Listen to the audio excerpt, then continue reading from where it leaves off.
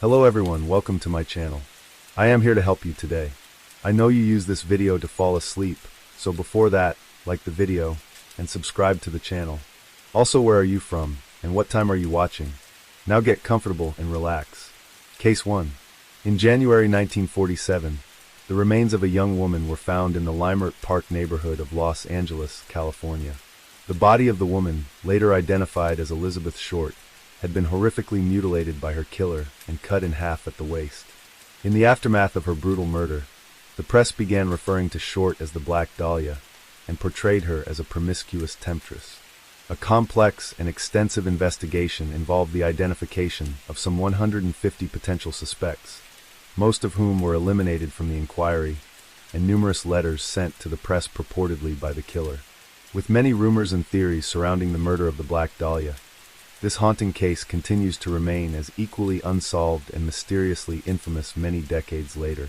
On the morning of January 15, 1947, housewife Betty Berzinger was walking with her 3-year-old daughter down Leimert Park near 39th and Norton, a residential street in central Los Angeles, when she saw something unusual. Berzinger, who had been on her way to pick up a pair of shoes from the cobbler, moved closer to get a better look. At first, she thought the curious white figure was a broken store mannequin laying a few inches from the sidewalk, but soon she realized it was the body of a woman who had been cut in half and lay laying face up in the dirt. Betty Berzinger quickly covered her young daughter's eyes and then ran to a nearby residential home to call the police. Finis Brown and Harry Hansen were 2 detectives assigned to the case, and by the time they arrived at the scene, located on Norton Avenue between 39th and Coliseum Streets in Los Angeles, it was swarming with reporters and ghoulish gawkers who were all carelessly trampling over any evidence left by the killer. One of the first reporters there that day was reporter Aggie Underwood of the Los Angeles Herald-Express, who took several photos of the body and the crime scene. The detectives ordered everyone away from the ghastly sight and then began examining the scene. The woman was lying with her arms raised above her head at a 45-degree angle, and her lower half was positioned a foot over from her torso, with her legs straight and spread wide open. It appeared almost as though the killer had posed the body, which had been washed clean of blood, with the intestines tucked neatly under the buttocks. From the lack of blood at the scene, it was suspected the murder had taken place elsewhere, and the victim dragged onto the lot, one piece at a time. That overcast morning the weather was cold, and with dew clearly seen under the body, the detectives determined it had been placed there after 2 a.m., when the outside temperature dipped to 38 degrees. Notwithstanding the horrific sight of the body neatly dissected in two, the victim's face had also been hideously defiled. These further mutilations included several cuts on her breasts and thighs, where large portions of flesh had been removed. The killer had used a knife to slash 3-inch gashes into each corner of her mouth, something known as a Glasgow smile, giving her the twisted grin of a deranged clown. There were rope marks on her wrist and ankles, indicating the victim had been restrained and possibly tortured before death.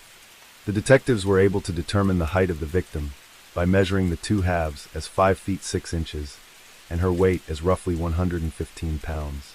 She had mousy brown hair that had been recently henned, and her fingernails were bitten to the quick. There was little evidence left by the killer or killer in the empty lot. However, they noticed that near the body was a heel print on the ground amid the tire tracks, as well as a cement sack containing watery blood was also found nearby.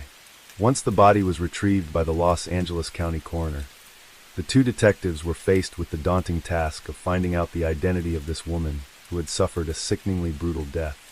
During the 1940s, Los Angeles police and press shared a mutually beneficial relationship, with the reporters using the cops to get the latest inside scoops, and the detectives using the press to disseminate the information they wanted the public to know in the hope it would help solve the case. This latest murder was indicative of this arrangement. Detectives gave the Los Angeles Examiner fingerprints lifted from the dead woman, and reporters used their sound photo machine, a precursor to a modern fax machine, to send enlargements of the prints to FBI headquarters in Washington, D.C. The prints were compared by FBI technicians against 104 million fingerprints they had on file. A match was quickly made a match to one Elizabeth Short, a 22-year-old native of Boston, whose fingerprints had been taken for a mailroom job she once had at an army base in California, as well as an arrest record for underage drinking in Santa Barbara. The FBI also sent the paper Short's government application photo, and once reporters saw how attractive the victim was, they realized how sensational the story could become. In an effort to garner as much information about Elizabeth Short as they could, several reporters from the Examiner resorted to an underhanded and unethical ploy. They contacted Short's mother, Phoebe, and explained that her daughter had won a beauty contest. They then started to pry as much personal information about the young woman as they could. Born on July 29, 1924, in Hyde Park, Massachusetts, Short was one of 5 daughters born to Phoebe and Cleo Alvin Short Jr. at some point during her childhood. The family moved half an hour north to the town of Medford, and her father launched a successful business building miniature golf courses. However, the 1929 stock market crash left him bankrupt. As he was unable to provide for his large family, Cleo concocted a plan to fake his own death, leaving his car on a local bridge to make it look as if he had jumped into the river in despair. Many years later, when he wrote his wife from California saying he was saving up money to move the family there, Phoebe wanted nothing to do with him. After abandonment of her father, the Short family moved into a cheap apartment building, and Phoebe found a job as a bookkeeper. A childhood friend and neighbor, Mary Passios, recalls that Elizabeth, who was known simply as Bet, became something of a big sister of sorts to her, despite being 10 years her junior. She would often take Passios out for ice cream or to the movies, where the two girls watched all the Ginger Roger and Fred Astaire films that were popular at the time, as well as the debut of Gone with the Wind. It is possible that that small-town theater, Elizabeth Short first became enamored with Hollywood, which began her dreams of being an actress. Born with respiratory problems that developed into asthma and bronchitis as she got older, Short underwent lung surgery at age 15. Afterwards, it was suggested by doctors that she periodically relocate to a milder climate to prevent further respiratory problems. When she was 16, her mother started sending her to spend winters with family friends in Miami, where she found work as a waitress. Short dropped out of Medford High School during her sophomore year, and in late 1942, when her father made contact to reveal he was still alive, Short took a train cross-country at the age of 18 and relocated to Vallejo, California, to start a new life and live with her father, Cleo, who she had not seen since she was 6 years old. At that time, he was working at the nearby Mare Island Naval Shipyard on San Francisco Bay. Short had hoped the move to California would see her break into movies. However, arguments between with her father led to her moving out in January 1943. The relationship had been strained from the beginning, mainly because she had not seen him for years. Cleo Short was haunted by regret, and the two were practically strangers living in the same house, often clashing on how things should be. Her father expected Short to act and perform the duties of a maid of sorts, doing the cooking and cleaning, but Elizabeth was a free spirit who wanted nothing to do with domestic chores. She eventually found a job in the mail room at the base exchange at Camp Cook, now Vandenberg Air Force Base, in Lompoc, located 2.5 hours north of Los Angeles. At Camp Cook, Short was surrounded by entire regiments of lonely, sexually frustrated soldiers who were on the verge of being sent to war. She left a trail of broken hearts and erotic longing wherever she went, and the young men who clamored for her attention voted her camp cutie. They told her she was movie star quality, and she briefly lived with one, a U.S. Army Air Force sergeant who reportedly abused her. A few months later, she left Lompoc and moved to Santa Barbara. There, she was arrested on September 23, 1943, for drinking underage at a local bar. She was shipped back home to Medford by juvenile authorities, but instead returned to Florida, after which drifted back and forth across the country, making sporadic visits to her family near Boston, then back to Florida again. She worked in waitressing to pay her way, enjoying the nightlife, frequenting clubs to socialize and dance to bebop and swing jazz. She enjoyed the atmosphere, music, and attention from men, and was never alone unless she wanted it that way. Then, on the last day of December 1944, her bachelorette lifestyle changed when she met a young man who stood out as different from the rest. During her time in Florida, Short became acquainted with a decorated Army Air Force officer of the 2nd Air Commando Group, the Flying Tigers, Major Matthew Michael Gordon Jr., who was training for deployment to Southeast Asian Theater during the Second World War. She sent her mother a gushing letter home. "I met someone New Year's Eve, a Major Matt Gordon. I'm so much in love, I'm sure it shows. He is so wonderful, not like other men. And he asked me to marry him." Gordon had indeed written to Short, proposing marriage while he recovered from injuries from a plane crash in India. Short accepted his offer, however it was not to be. In late August, she received a Western Union message. With the Japanese surrender on August 14th, Short was hoping for her fiancé to return home soon, and she was already planning the wedding arrangements. But the message was from Gordon's mother, who told her in the terse missive, "Matt killed in plane crash on way home from India. My sympathy is with you. Pray it isn't so."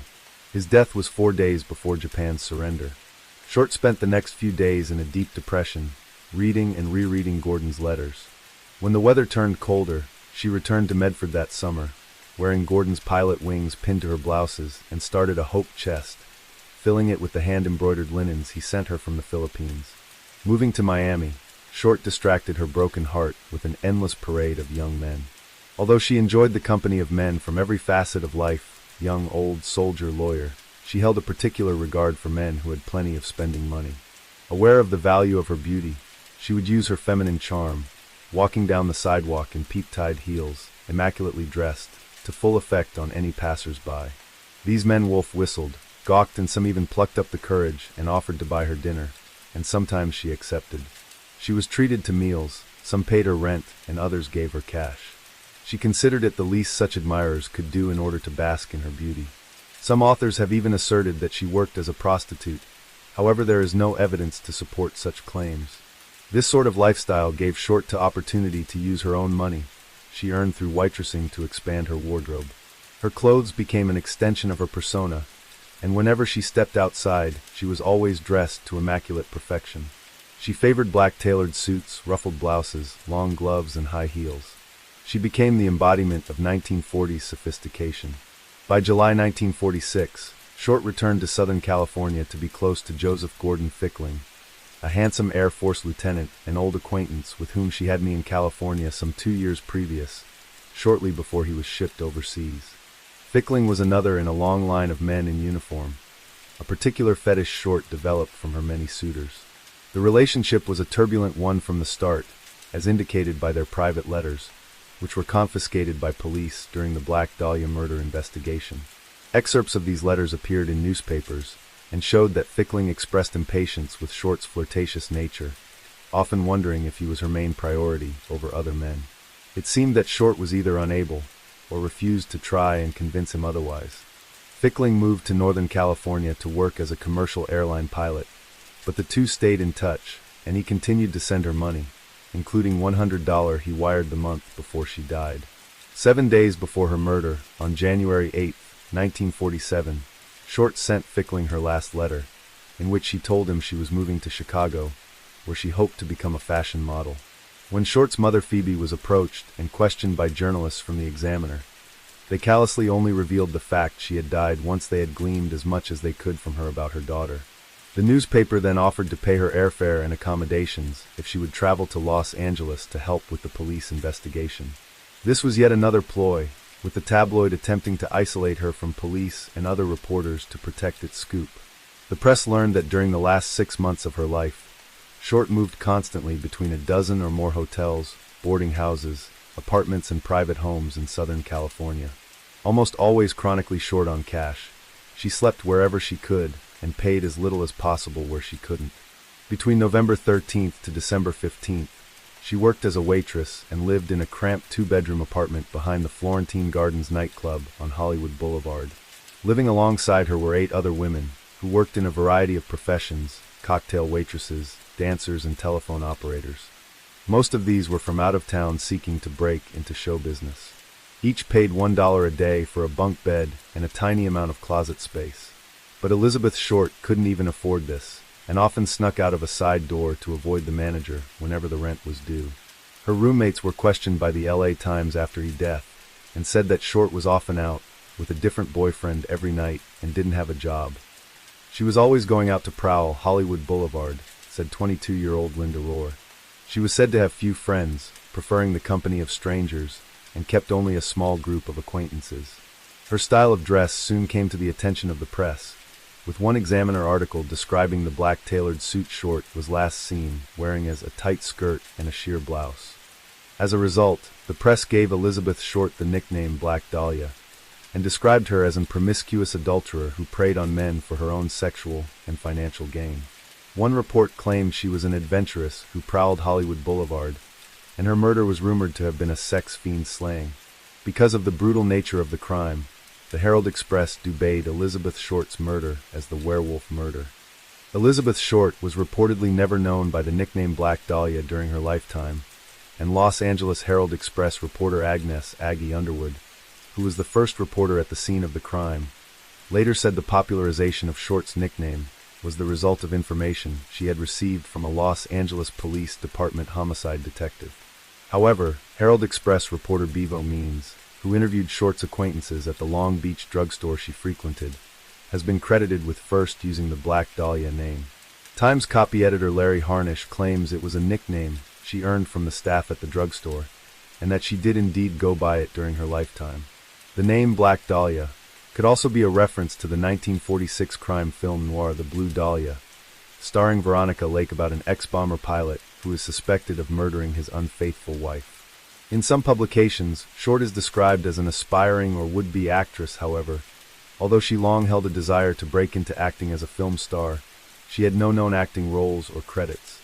Whatever the truth was about the origin of the Black Dahlia nickname, the press ran with it, publishing sensationalist headlines that caught the attention of the American public in what was the first case to garner public attention since the end of World War II. In an effort to keep certain details of the case secret, the police allowed several inconsistencies to be published. One of these involved the manner of Short's death, and whether or not she had been tortured prior to her murder. This was denied by law enforcement at the time, but they allowed the claims to circulate.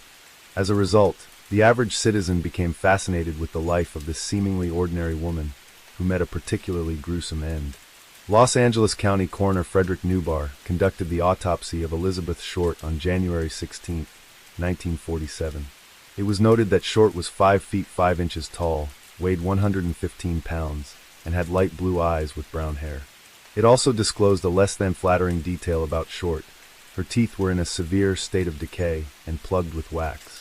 The body had been cut completely in two, using a technique taught in the 1930s called a hemicorporectomy, in which, following the disarticulation of the lumbar spine and transection of the spinal cord, the pelvic contents, lower extremities, and in some cases the external genitalia are removed.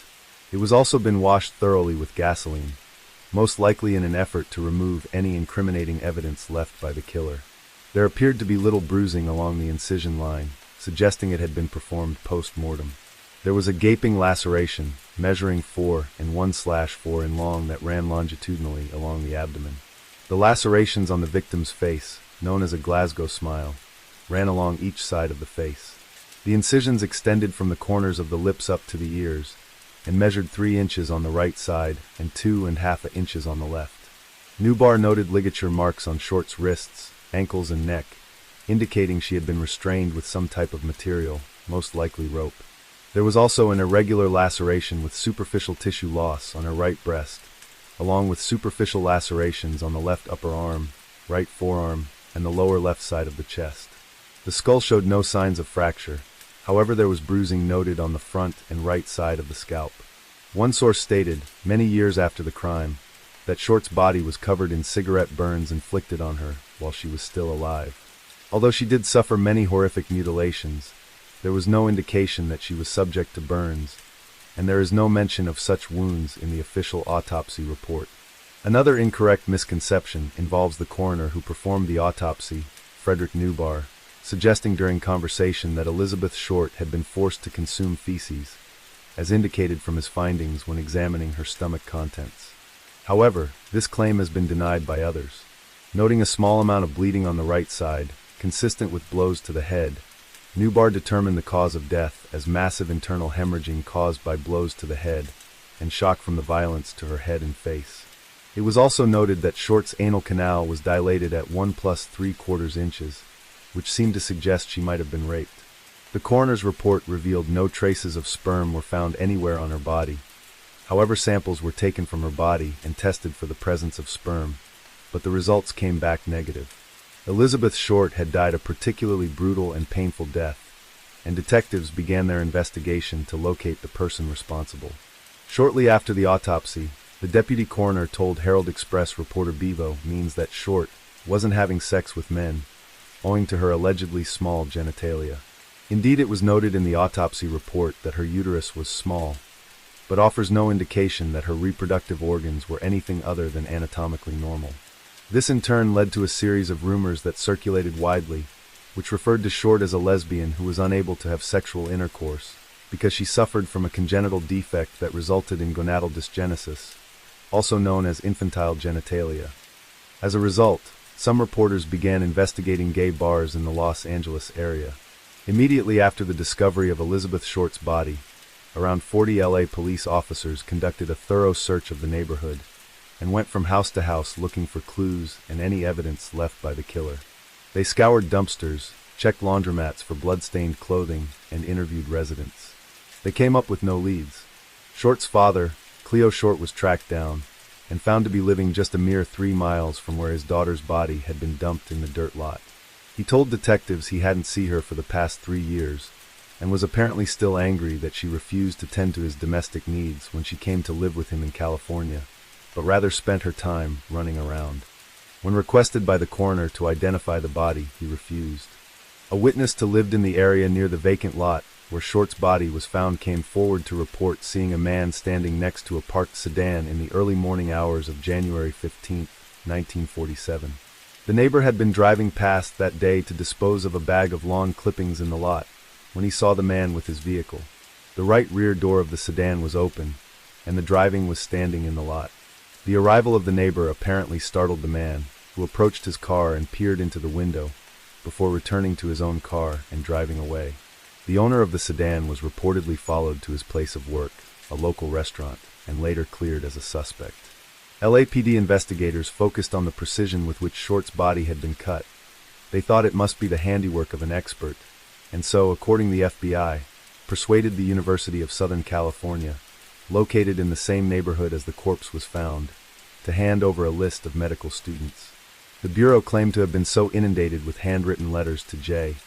Edgar Hoover from individuals claiming to know the identity of the murderer, or who blamed the crime on someone they held a grudge against. One woman wrote the Bureau on May 23, 1947, "This suspect swindled $75 out of me, which he promised would put me in motion pictures and make me famous." In total, around 750 investigators from the LAPD and other departments worked on the Black Dahlia case during the initial stages. This also included 400 sheriff's deputies and 250 California State Patrol officers. A $10,000 reward for information leading police to Short's killer was posted by City Councilman Lloyd G. Davis. Sergeant Finus Brown, one of the lead detectives on the case, would later go on to blame the LA press for compromising the investigation. It was his belief that journalists were guilty of a multitude of unverified reporting, most of which caused a plethora of rumors, half-truths, and outright fabrications to plague the case. Like many high-profile murder cases, the Black Dahlia investigation had its fair share of confessors. With little choice but to follow up on every lead, no matter how preposterous it might seem, the frustrated detectives traveled down every lead and tip, all which eventually led them to a dead end. After the shocking details of the story hit the headlines, and in response to the announcement of a reward, more than 30 confessors came forward to claim they committed the unspeakable crime, most of which were dismissed as fake. These ranged from attention seekers to out-and-out nut jobs, who were all looking to secure their moment of fame in the spotlight. By late January 1947, the first of these confessed their guilt. Surprisingly, the first to claim they carried out the murder were women. The first, Minnie Sepulveda, telephoned LAPD's University station from a bar. She said, "I just stabbed a girl. I killed Elizabeth Short." This claim was quickly dismissed. Police also dismissed the confession of Emily Williams, a former WAC, who suffered from an undescribed mental condition. Another telephone call to the LAPD homicide squad came from 33-year-old Daniel Voorhees, who told them he had murdered Elizabeth Short. After surrendering to police, Voorhees refused to elaborate on his claim, but did say that he dated Short in 1941. However, the facts did not match up to his confession, and he was released. Marvin Hart, a 35-year-old physical culture instructor, was arrested after telling a taxi driver he just killed a man. He was brought in for questioning, and although he lived in the same apartment as Short and dated her a few times, but he seemingly had a solid alibi for the night of the murder. One promising suspect was Joseph Dumais, a good-looking corporal and combat veteran who returned from leave with blood-stained trousers and his pockets full of clippings on the Black Dahlia murder. Although he claimed to suffer from a mental blackout after dating Short, his confession did not hold up and he was sent to an army psychiatrist. There were many others, and precious manpower was wasted proving they were innocent, derailing the search for the real killer. Detective Hansen complained to the press that his office had to sort through letters from pranksters, writing from as far away as El Paso and the Bronx. Detectives questioned more than 20 of Short's former boyfriends, but gained no solid leads from these interviews. It was the theory of many detectives that whoever killed Elizabeth Short wasn't someone she knew, but a rather pickup. They began interviewing thousands of people who had even the slightest knowledge of Short or her acquaintance. Ultimately, hundreds of people confessed to the Black Dahlia murder, and hundreds more offered up their own suspect as the killer. "It is amazing how many people offer up a relative as the killer," said Sergeant John P. St. John, a detective who worked the case until his retirement. All these tips and leads had to be investigated and discounted by the team of detectives. Meanwhile, investigators looked into the last day of Elizabeth Short's life, in an attempt to uncover her movements to determine if those she acquainted with had anything to do with her violent end. In the course of that line of inquiry, they came up with another potential suspect, the last person to see the Black Dahlia alive. One suspect put forward by Stephen Hodel was a successful doctor who lived in an affluent area of Los Angeles, and his own father, George Hodel. During the investigation into the Black Dahlia murder, Hodel came to the attention of detectives in late 1949, after he was arraigned on felony charges during a 3-week trial. The charges stemmed from accusations made by Hodel's daughter, 14-year-old Tamar Hodel, who claimed she was molested and impregnated by her father, who then forced her to have a back-alley abortion.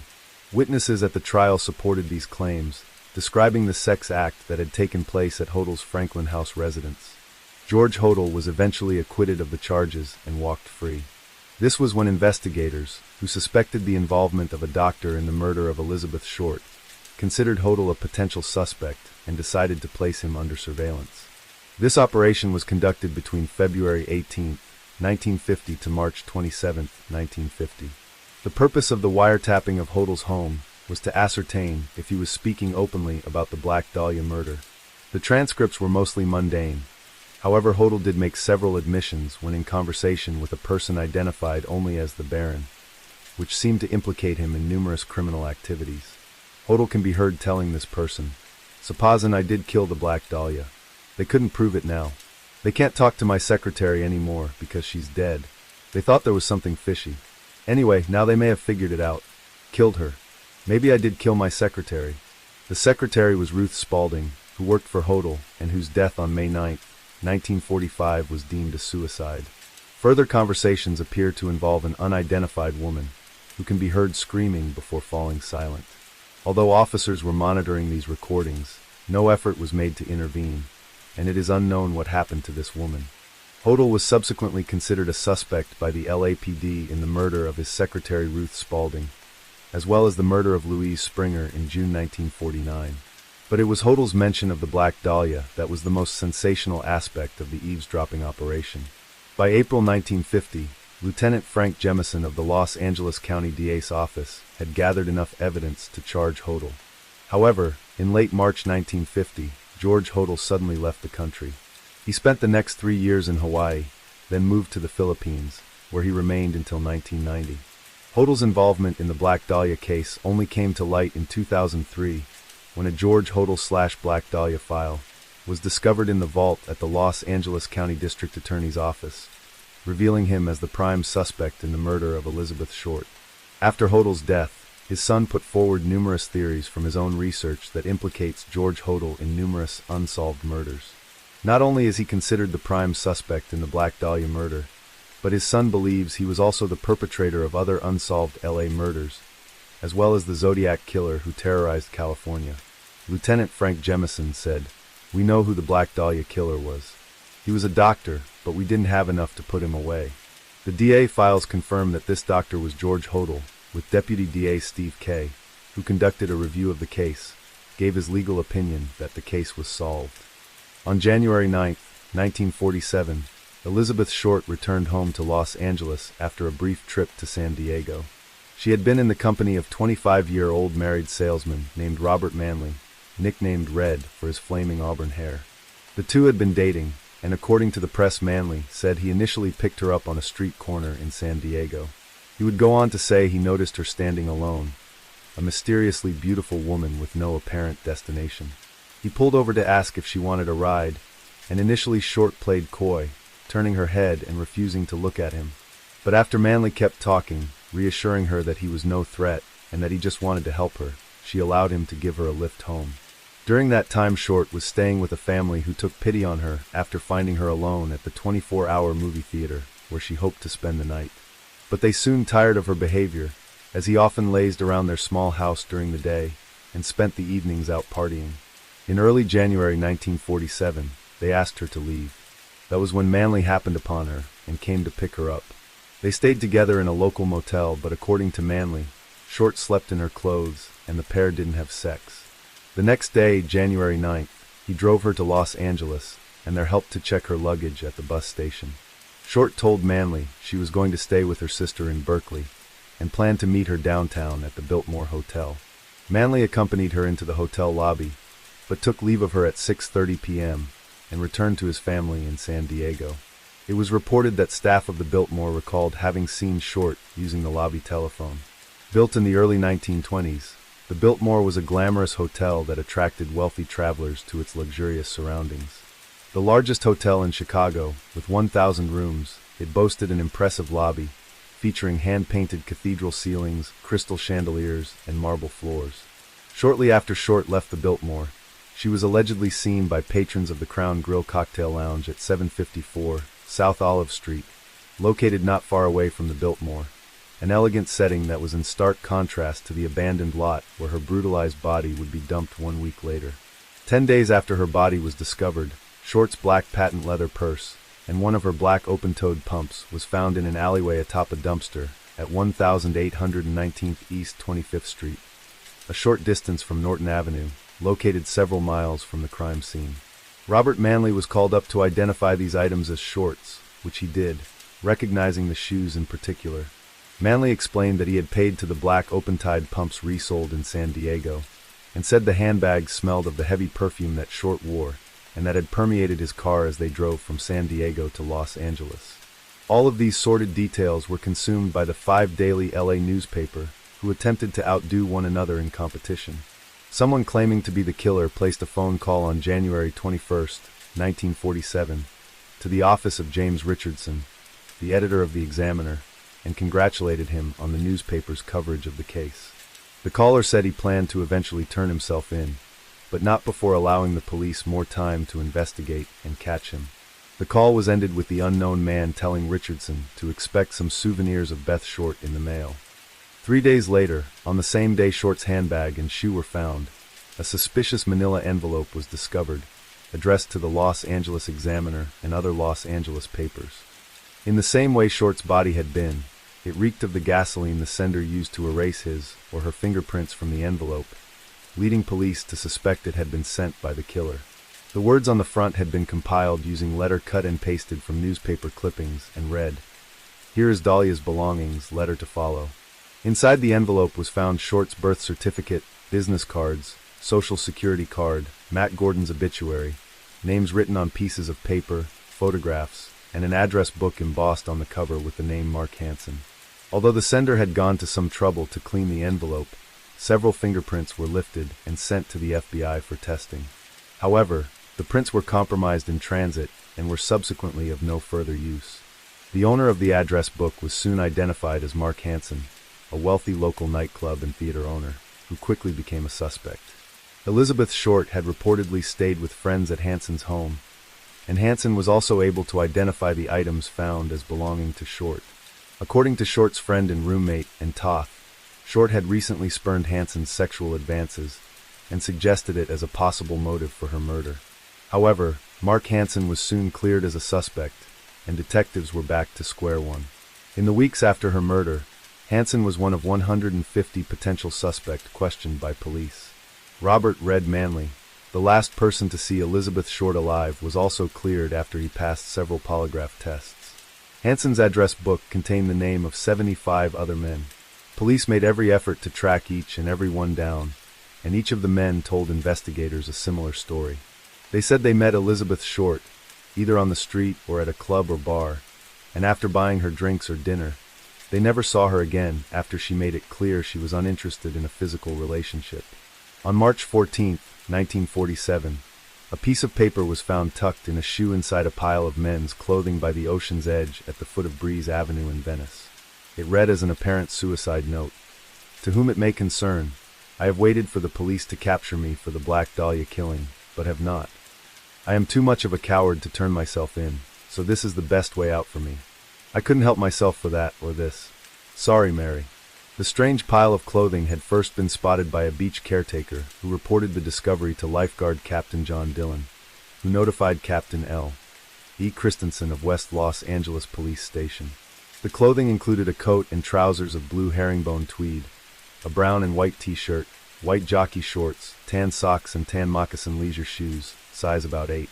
The clothes gave no clue about the identity of their owner, who was never traced. It was but one more mysterious detail in the case was never resolved. Other letters were received by police, including one in which the author offered to surrender as the perpetrator of the Black Dahlia killing. Police waited at the appointed time, but no one showed. Another letter that followed in which the author insisted he had changed my mind, adding, "You would not give me a square deal." Both the Los Angeles Examiner and the Herald Express were sent letters, although the authenticity of these communications has never been confirmed as originating from the Black Dahlia killer. In all, 13 were known to exist, with some composed of the Kame cut-and-paste style of lettering, while others were handwritten with some signed Black Dahlia Avenger. One aspect of the Elizabeth Short murder investigation was the so-called missing week, between her January 9th disappearance and the discovery of her mutilated body on January 15th.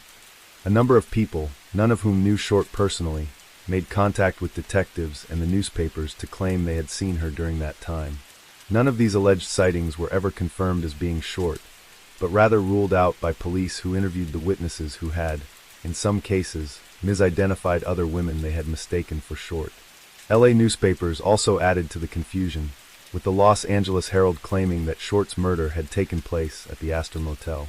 In a bizarre episode, the owners of the Astor Motel in Los Angeles did indeed report finding one of their rooms covered in blood and fecal matter on the morning Short's body was found. However, this lead was apparently looked into, and in 1949, LAPD Chief William A.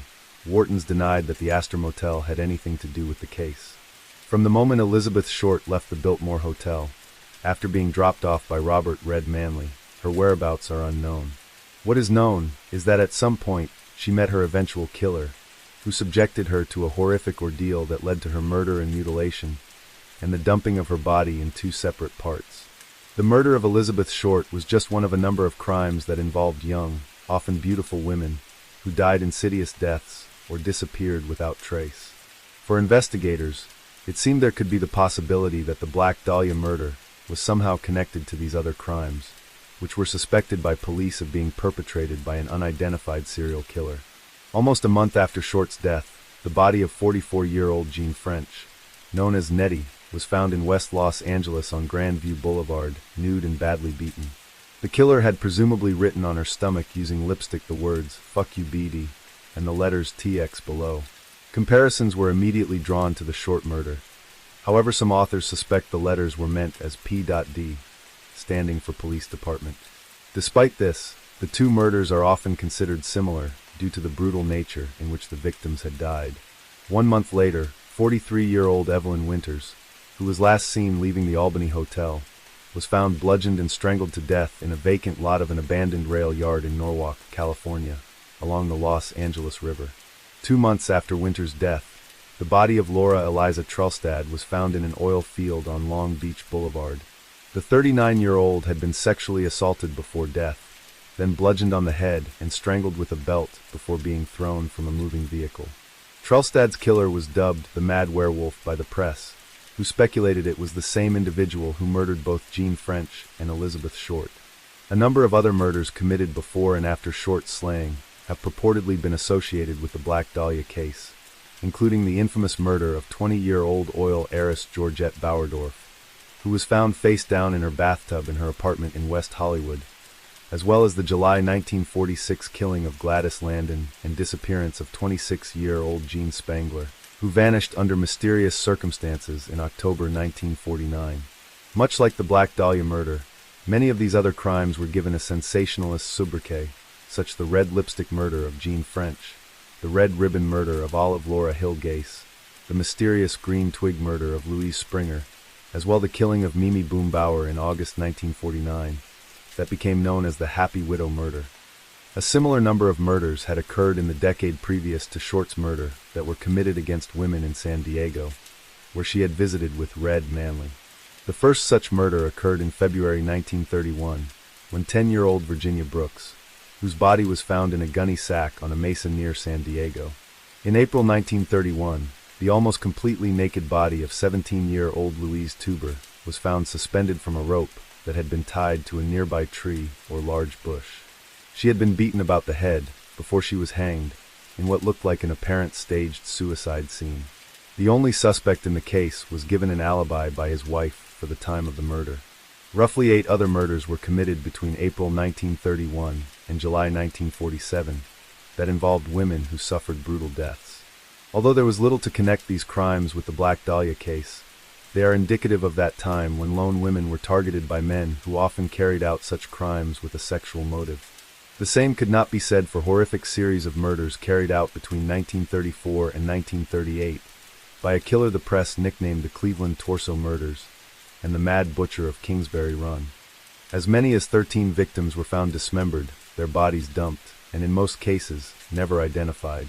A connection between the Cleveland case and the Black Dahlia has been put forward by police detective Peter Marilow, who investigated the Kingsbury Run murders and suspected the same killer of Elizabeth Short and the butcher they hunted were one and the same.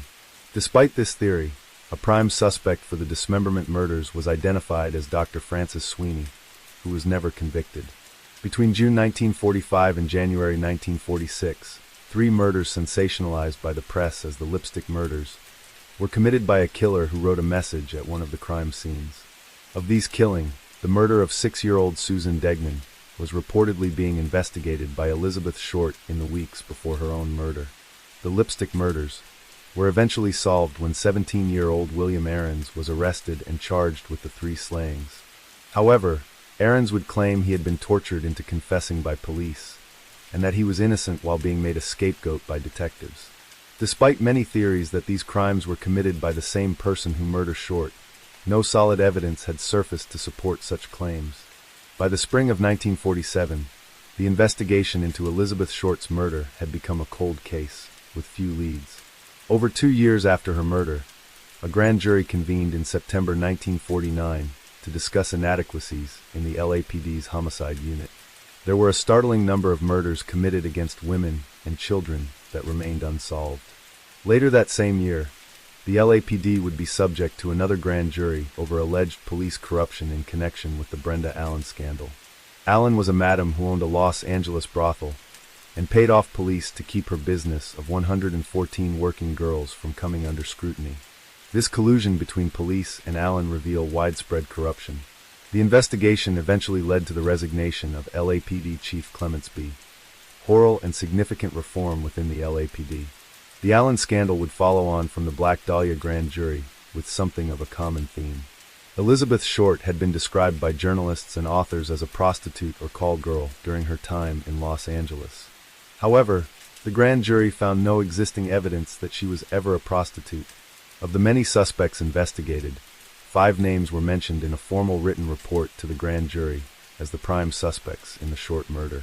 Although none of those named as suspects were submitted for consideration for indictment, owing to the investigation's ongoing status, it was revealed later that one of the suspects named was George Hodel. At the conclusion of the grand jury, further investigation was conducted into Short's past, especially her movements between Massachusetts, California, and Florida.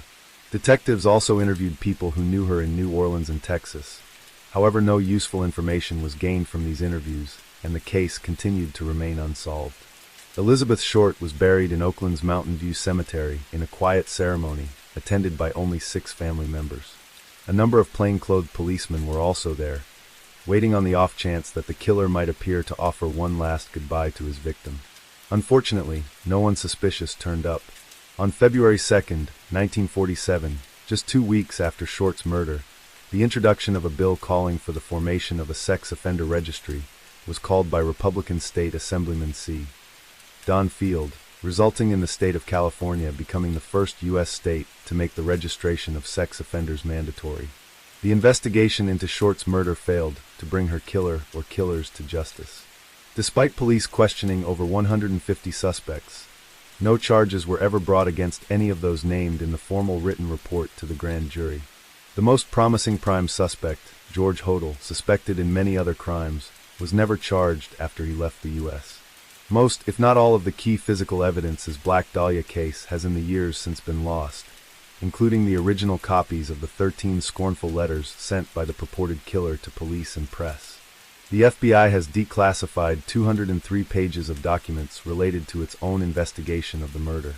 With her dyed her mousy brown locks raven black, painted her full lips blood red, and pinned white flowers in her hair, Elizabeth Short embodied the feminine ideal of the 40s.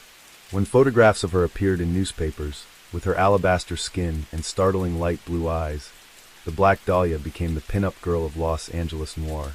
Many facts about her life and even her death were misconstrued by the media, who resorted to unethical methods to juice up the story. As a result, the death of Elizabeth Short soon made front-page news all across the nation, because it had it all: sex, beauty, and violence, the key ingredients for a newsworthy murder mystery that was news noir at its finest. Case 2. One of the most elusive serial killers, the Zodiac is believed to be responsible for numerous murders throughout the San Francisco Bay Area from 1968 until 1970. The Zodiac killer usually attacked courting couples at isolated areas, binding then stabbing or ambushing the victims and shooting them dead, leaving few survivors who could offer a description of a killer who enjoyed communicating with police and the press in order to gain recognition for his nefarious crimes. Zodiac sent many letters and complex ciphers to the authorities, daring the authorities to crack his codes and discover his unclaimed victims. By 1974, the Zodiac had claimed 37 victims, but less murders were actually attributed to the killer, despite several earlier crimes dating back to 1963, which appeared strikingly similar to his modus operandi. Eventually the communications stopped, and it was believed the Zodiac had either died or was incarcerated, and despite hundreds of potential suspects, his crimes have so far remained unsolved. Several years before anyone would hear of the Zodiac and his crimes, the murder of a young woman went unsolved in Riverside on Sunday, October 30th, 1966. 18-year-old Sherry Jo Bates was brutally murdered near the parking lot of the Riverside City College's library, just before Halloween. She had been slashed with a knife across her chest area 3 times, once on her back and 7 times across her throat, which had been cut so deep she was nearly decapitated. The killer had managed to lure Bates by disabling her lime green Volkswagen, and then waited for her to return to her car. Almost a month later, the murderer apparently made contact with police.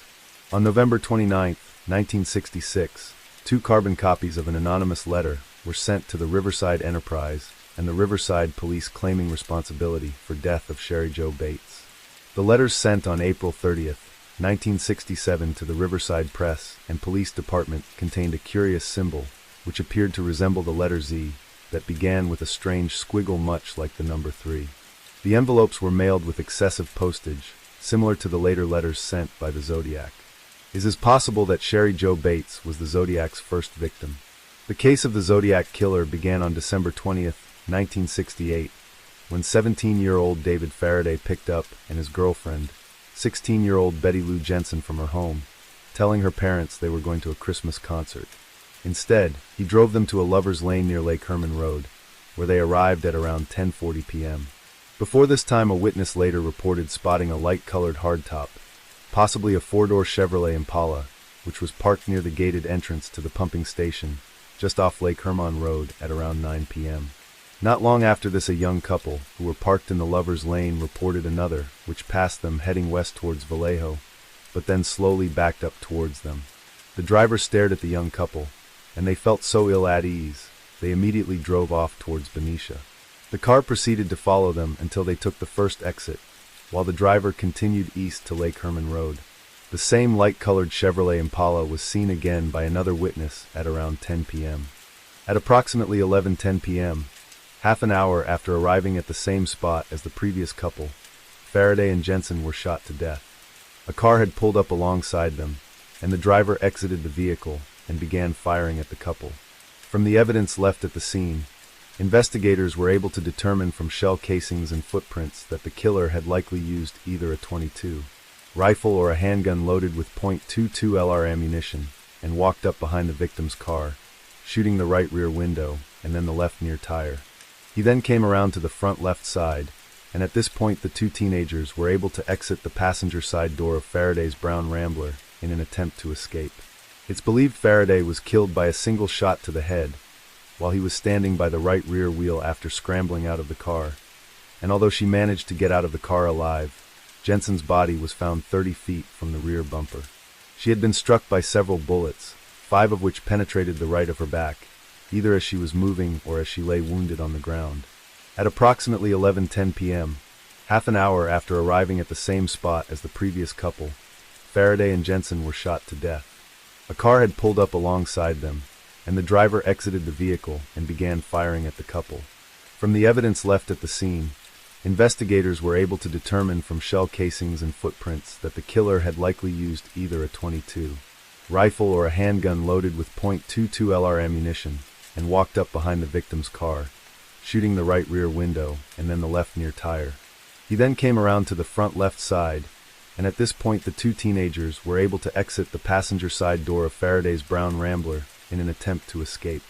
It's believed Faraday was killed by a single shot to the head while he was standing by the right rear wheel after scrambling out of the car, and although she managed to get out of the car alive, Jensen's body was found 30 feet from the rear bumper.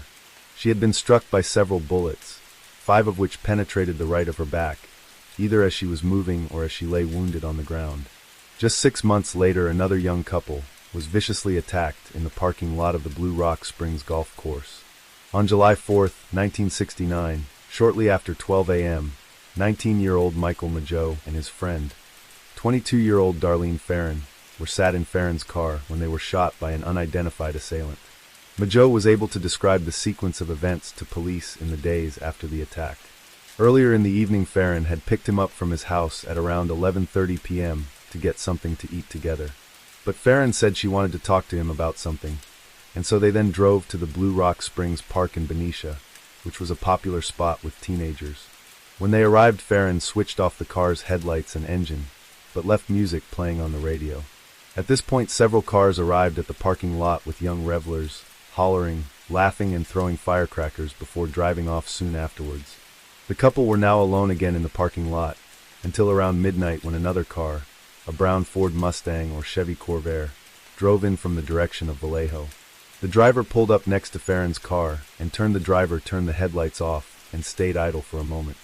Then Mageau asked Farron if she knew the driver, and she replied, "Oh, never mind," unsure what she meant by this, but before he could inquire further, the driver pulled away and sped off in the direction of Vallejo. Around 10 minutes later, the driver of the brown car returned and pulled up behind and to the right of Mageau and Farron, this time leaving his headlights on. The lone occupant then exited his vehicle and walked towards Farron's car holding what appeared to be a flashlight, holding it at arm's length so it obscured his face. Walking up to the passenger's side door, Mageau thought the man was an undercover policeman and began to reach for his ID. But as he did this, the man raised the flashlight at arm's length and began firing through the window with a handgun in his other hand. He fired 5 9mm rounds at point-blank range, hitting Mageau in the face and body, some of which tore through his body and hit Farron sitting across from him. At this point, Mageau kicked himself into the back seat, with another bullet hitting him in his left knee as he did so. The gunman continued to fire at Farron, hitting her several times in each arm, and as she turned away, one struck her in the back. The attacker returned to his car, but then heard Mageau cry out in either pain or anger and returned to Farron's car, firing 2 more shots into each victim before he got back into his own car and drove away. Mageau believed the shots were quiet or muffled and that the gunman had used a silencer. However, witness George Bryant overheard the earlier firecrackers and then the volley of shots, telling police the gunshots sounded much louder. Before the man drove away, Majo, who was still conscious, managed to turn on the car's blinker lights to summon help, and then opened the passenger side door, and fell out onto the pavement.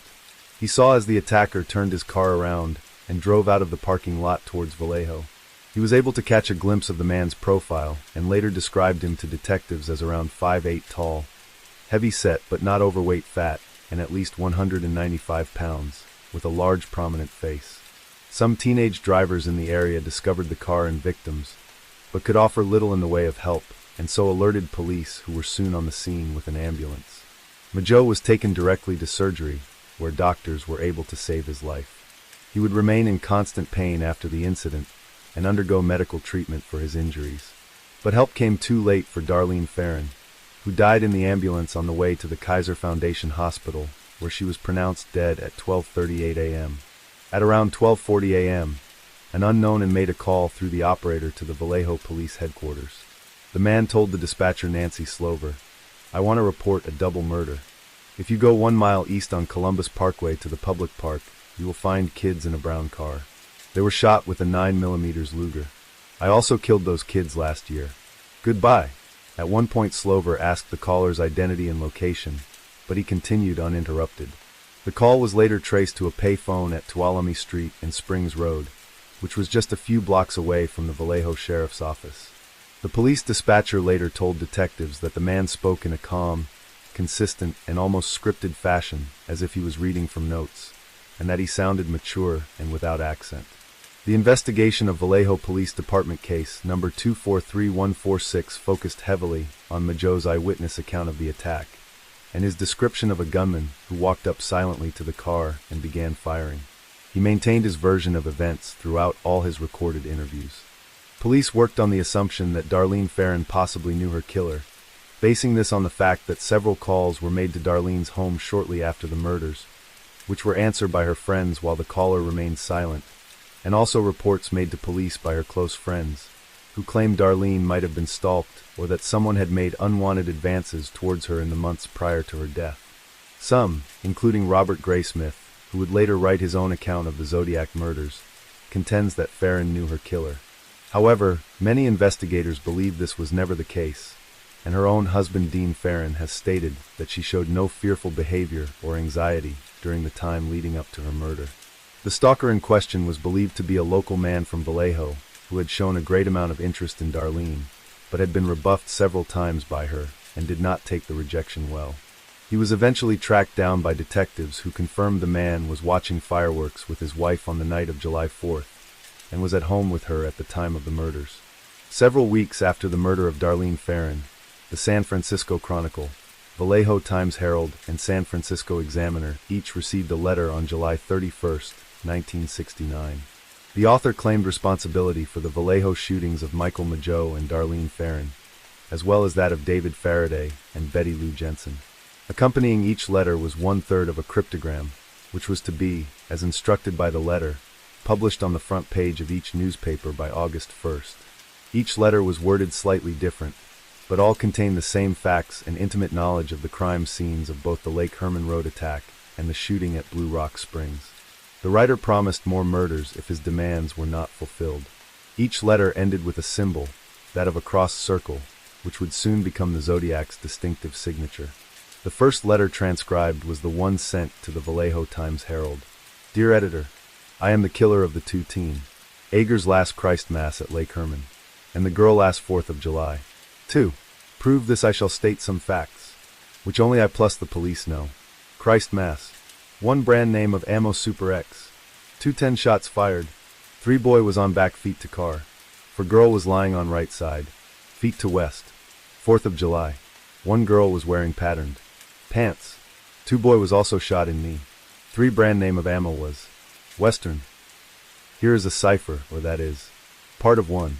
The other 2 parts have been mailed to the SF Examiner plus the SF Chronicle. I want you to print this cipher on your front page by Friday afternoon, August 1st, 69. If you do not do this, I will go on a kill rampage Friday night that will last the whole weekend. I will cruise around and pick off all stray people or couples that are alone, then move on to kill some more until I have Killed over a dozen people. The letter ended with a cross-circle design. The weapon used by the killer was manufactured with an 8-round magazine, and the killer fired at least 9 shots without reloading, which contradicted the killer's subsequent claim that the attack was committed with a 9mm Luger. While a 32-round extended magazine for the Luger had been available for some time, Vallejo police believe the weapon was actually a 9mm Browning high power, which carries 13 rounds in its factory magazine, although the weapon could have been one of several 9-round 9mm handguns available at the time. In a similar letter to the Chronicle, the killer added an additional motivation to publish the code, writing, "In this cipher is my identity." By August 2nd, all 3 letters and ciphers had been published, and the police issued a statement with Vallejo Police Chief Jack Stiltz requesting another letter with more details to prove the authenticity of the communication. Although the author claimed his identity was concealed within, the solved cipher did not contain any such a revelation. The police checked the letters for fingerprints, but none were found. However, a possible usable print was lifted from one of the cipher blocks. The FBI was once again contacted to aid in the investigation, and it was the belief of the agency that extortion was a potential motive of the letter writer. A second letter was mailed to the San Francisco Examiner on 1 or August 2nd, in response to Police Chief Stiltz's request for additional information, and was received by August 4th. It was a 3-page handwritten letter in which the killer first referred to himself for the first time as the Zodiac. "Dear Editor, this is the Zodiac speaking.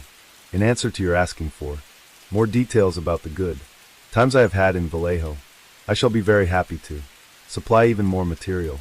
By the way, are the police having a good time with the code? If not, tell them to cheer up. When they do crack it, they will have me.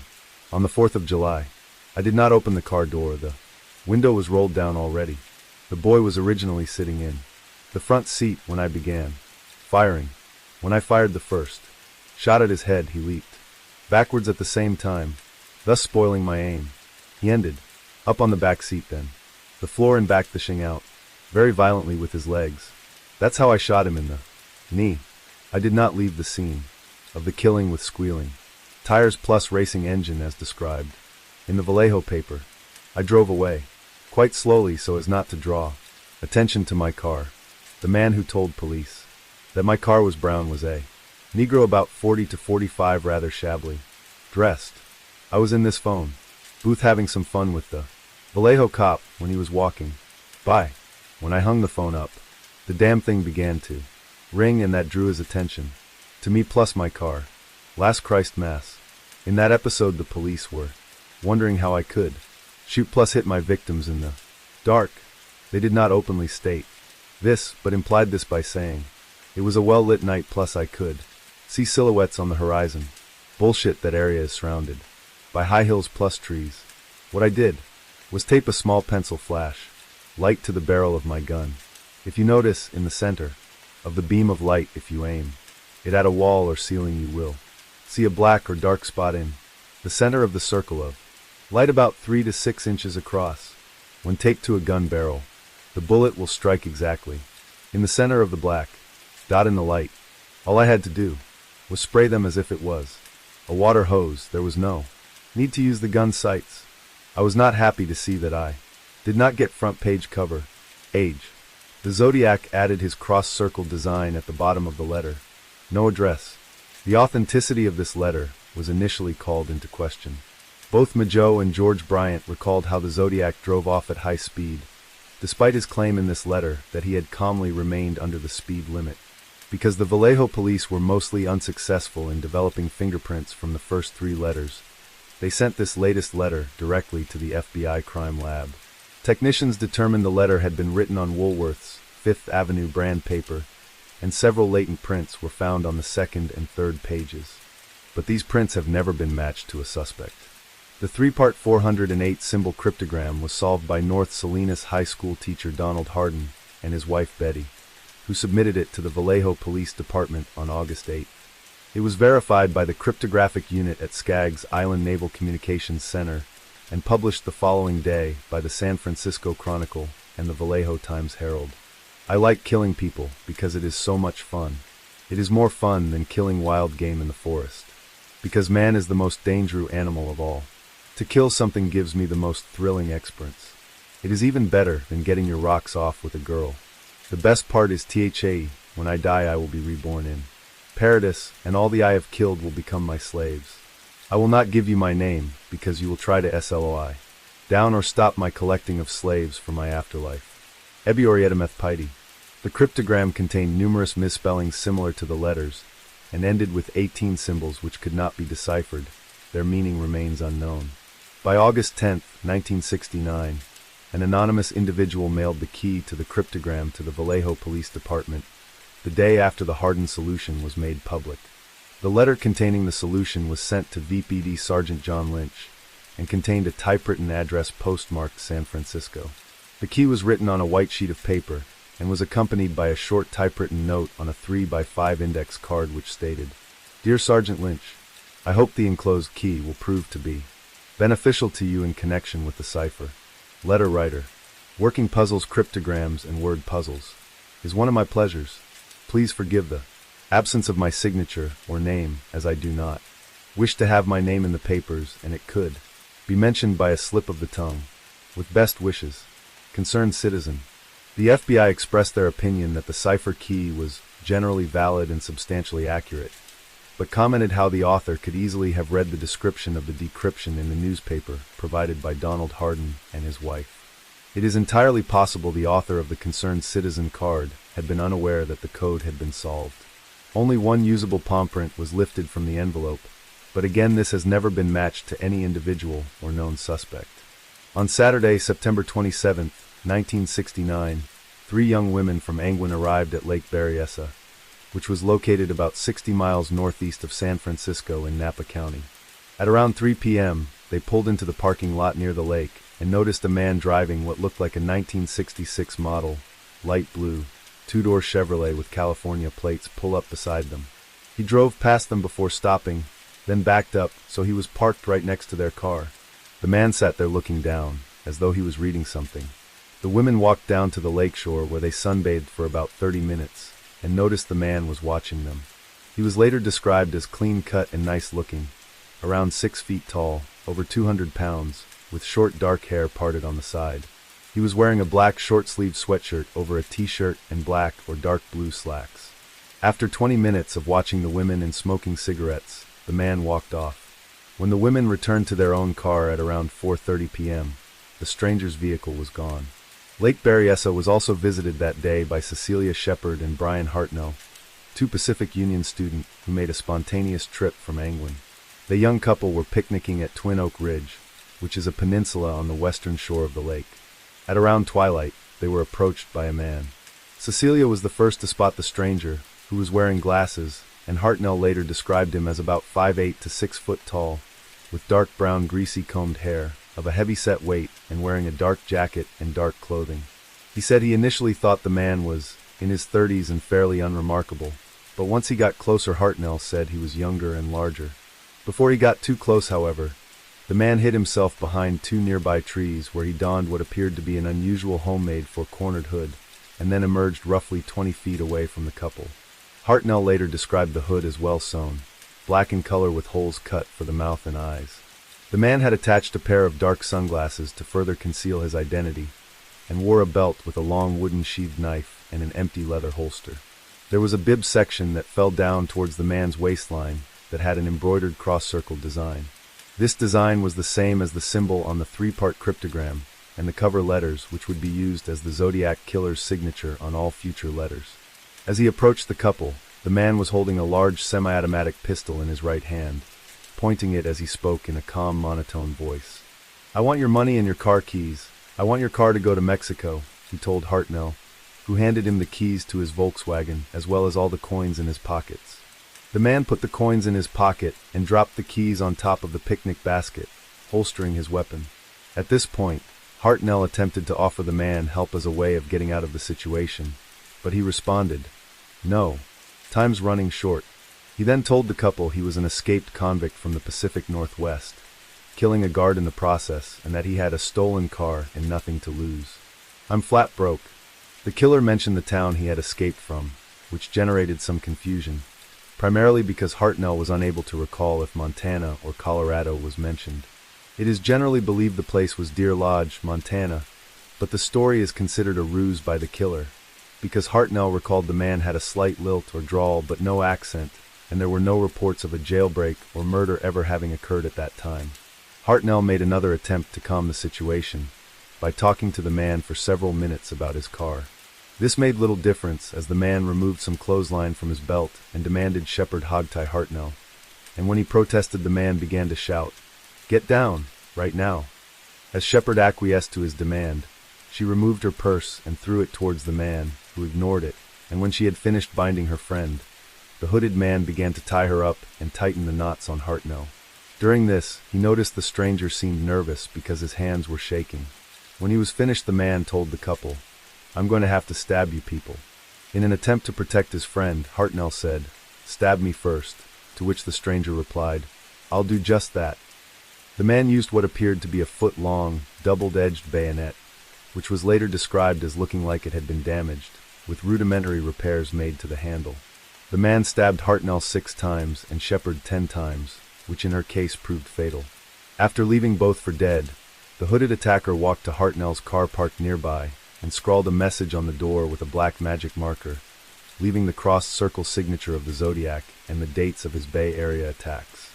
A little over an hour later, the killer placed a call through to the operator of the local police, which went through to the Napa Police Department switchboard at 7:40 p.m.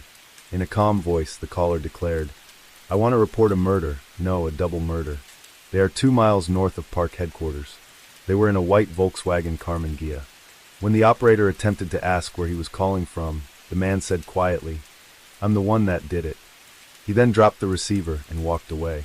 Similar to the case in Vallejo, the call was traced to a pay phone outside a car wash at 1231 Main Street in Napa, which was in close proximity to the police station. Arriving at the crime scene, detectives found a set of clear footprints which led to and from the area of the attack. These shoe imprints were later determined to have been made by a pair of size 10.5 wing walkers, a style of military boots worn by a heavy-set man due to the deep impressions left in the sand. A clear palm print was lifted off the receiver. However, the evidence technician was so nervous when securing it that he caused it to be smudged during the process, ruining what would have been important evidence. As part of Napa County Sheriff's Department case number 105907, detectives investigated another encounter that same evening at the lake. Around 6:30 p.m., a local dentist and his son recalled seeing a man walking nearby who matched the description given by the women from Angwin. They recalled how he turned and walked away when realizing he had been noticed. However, this area was further north from the crime scene, and because no car was spotted, police believe this was not connected to the Zodiac attack, as it would have been impossible for the man to arrive at Lake Berryessa within that time frame. In subsequent years, there has been considerable doubt cast upon the authenticity of the Lake Berryessa attack as a Zodiac-related incident. There was a significant deviation in the established pattern employed at the other Bay Area attacks, and there is little to no evidence which connects the Zodiac to this crime as there is for the Vallejo and San Francisco murders. The handwriting left on Hartnell's car does appear somewhat similar to the Zodiac's letters, but due to the circumstances and posture of the killer, it cannot be definitively linked. Furthermore, the Zodiac never claimed credit for this attack in any letters, as he had done for the Vallejo and San Francisco attacks. This attack involved a significant exchange of words between the killer and victims. During this encounter, he fabricated a story about escaping from prison in the Northwest, telling the students he needed their money and car keys, but only took Hartnell's pocket change and left the keys and Shepard's wallet on the picnic blanket. Unlike previous attacks, he tied them up and used a knife rather than simply shooting them with the pistol he had used to subdue them. Despite these changes in MO, he signed the door with his distinctive and easily recognizable cross-circle symbol and crime chronology. The details of an earlier Riverside murder was omitted from the chronology, leading many to believe this was evidence he was not responsible for that crime. In contrast, there are those who argue that the use of the knife rather than a pistol, and that wearing of the hood indicates the Berryessa attack was of ritual significance to the killer. The use of the hood has remained unexplained, but it was most probably utilized to instill fear and terror in his victims. Hartnell would later comment how the killer seemed to lose control during what he described as a frenzied assault on Shepard. The use of the knife could also be explained away as a tactical decision, because the killer had chosen an open location at the lakeside and used a more silent weapon which would not attract attention. The use of the four-cornered hood which the killer put on prior to approaching the couple is considered a curious factor. The design is unique, perhaps even rare, and the killer made no attempts to explain it to his victims or subsequent to the press in any known communication. By employing such a hood, the killer had presumably wished to conceal his identity, given that the attack occurred in broad daylight, but the same effect could have been achieved by using a readily available ski mask or other common item of clothing. The killer went to considerable effort in designing and making the hood himself. The differences between the other Bay Area attacks and the lakeside incident include the weapon, time of day, lingering in the area, and the absence of a follow-up letter offering confirmation of the author's culpability, which have been outweighed by more circumstantial evidence such as the general description of the suspect, his weight, similar handwriting, and unusual phone call made after the incident. His behavioral change in MO and signature have also been explained as the developing boldness, opportunity, and selfish needs of an escalating serial killer. Although the possibility of two killers operating independently of each other in the same general area is not within the realms of fantasy, but it cannot be denied that the Zodiac's desire for publicity would compel him to either deny culpability or present a false confirmation, as he would later potentially do for the murder of Sherry Jo Bates at Riverside. Most investigators believe the Lake Berryessa attack to be the work of the Zodiac, because a copycat would have to have been of similar height, weight, and an expert at forging the killer's distinctive handwriting, along with possessing an understanding of the killer's need for situational control. Meanwhile, the true killer would have had to suppress his most identifiable character trait, the desire to earn recognition for his crimes. While this theory has intrigued some armchair sleuths, it is generally considered far-fetched given the number of coincidences available. During the lengthy Zodiac investigation, detectives working the case received hundreds, possibly thousands of tips on potential suspects. One such tip provided to the Vallejo Police Department was that of a man who would go on to become the prime suspect in the case. On October 6, 1969, Vallejo Detective John Lynch attended Elmer Cave Elementary School, where he spoke with Arthur Lee Allen, who was questioned on his whereabouts during the attack at Lake Berryessa. Allen claimed he was skin diving on Salt Point Ranch, and nothing further came from the interview.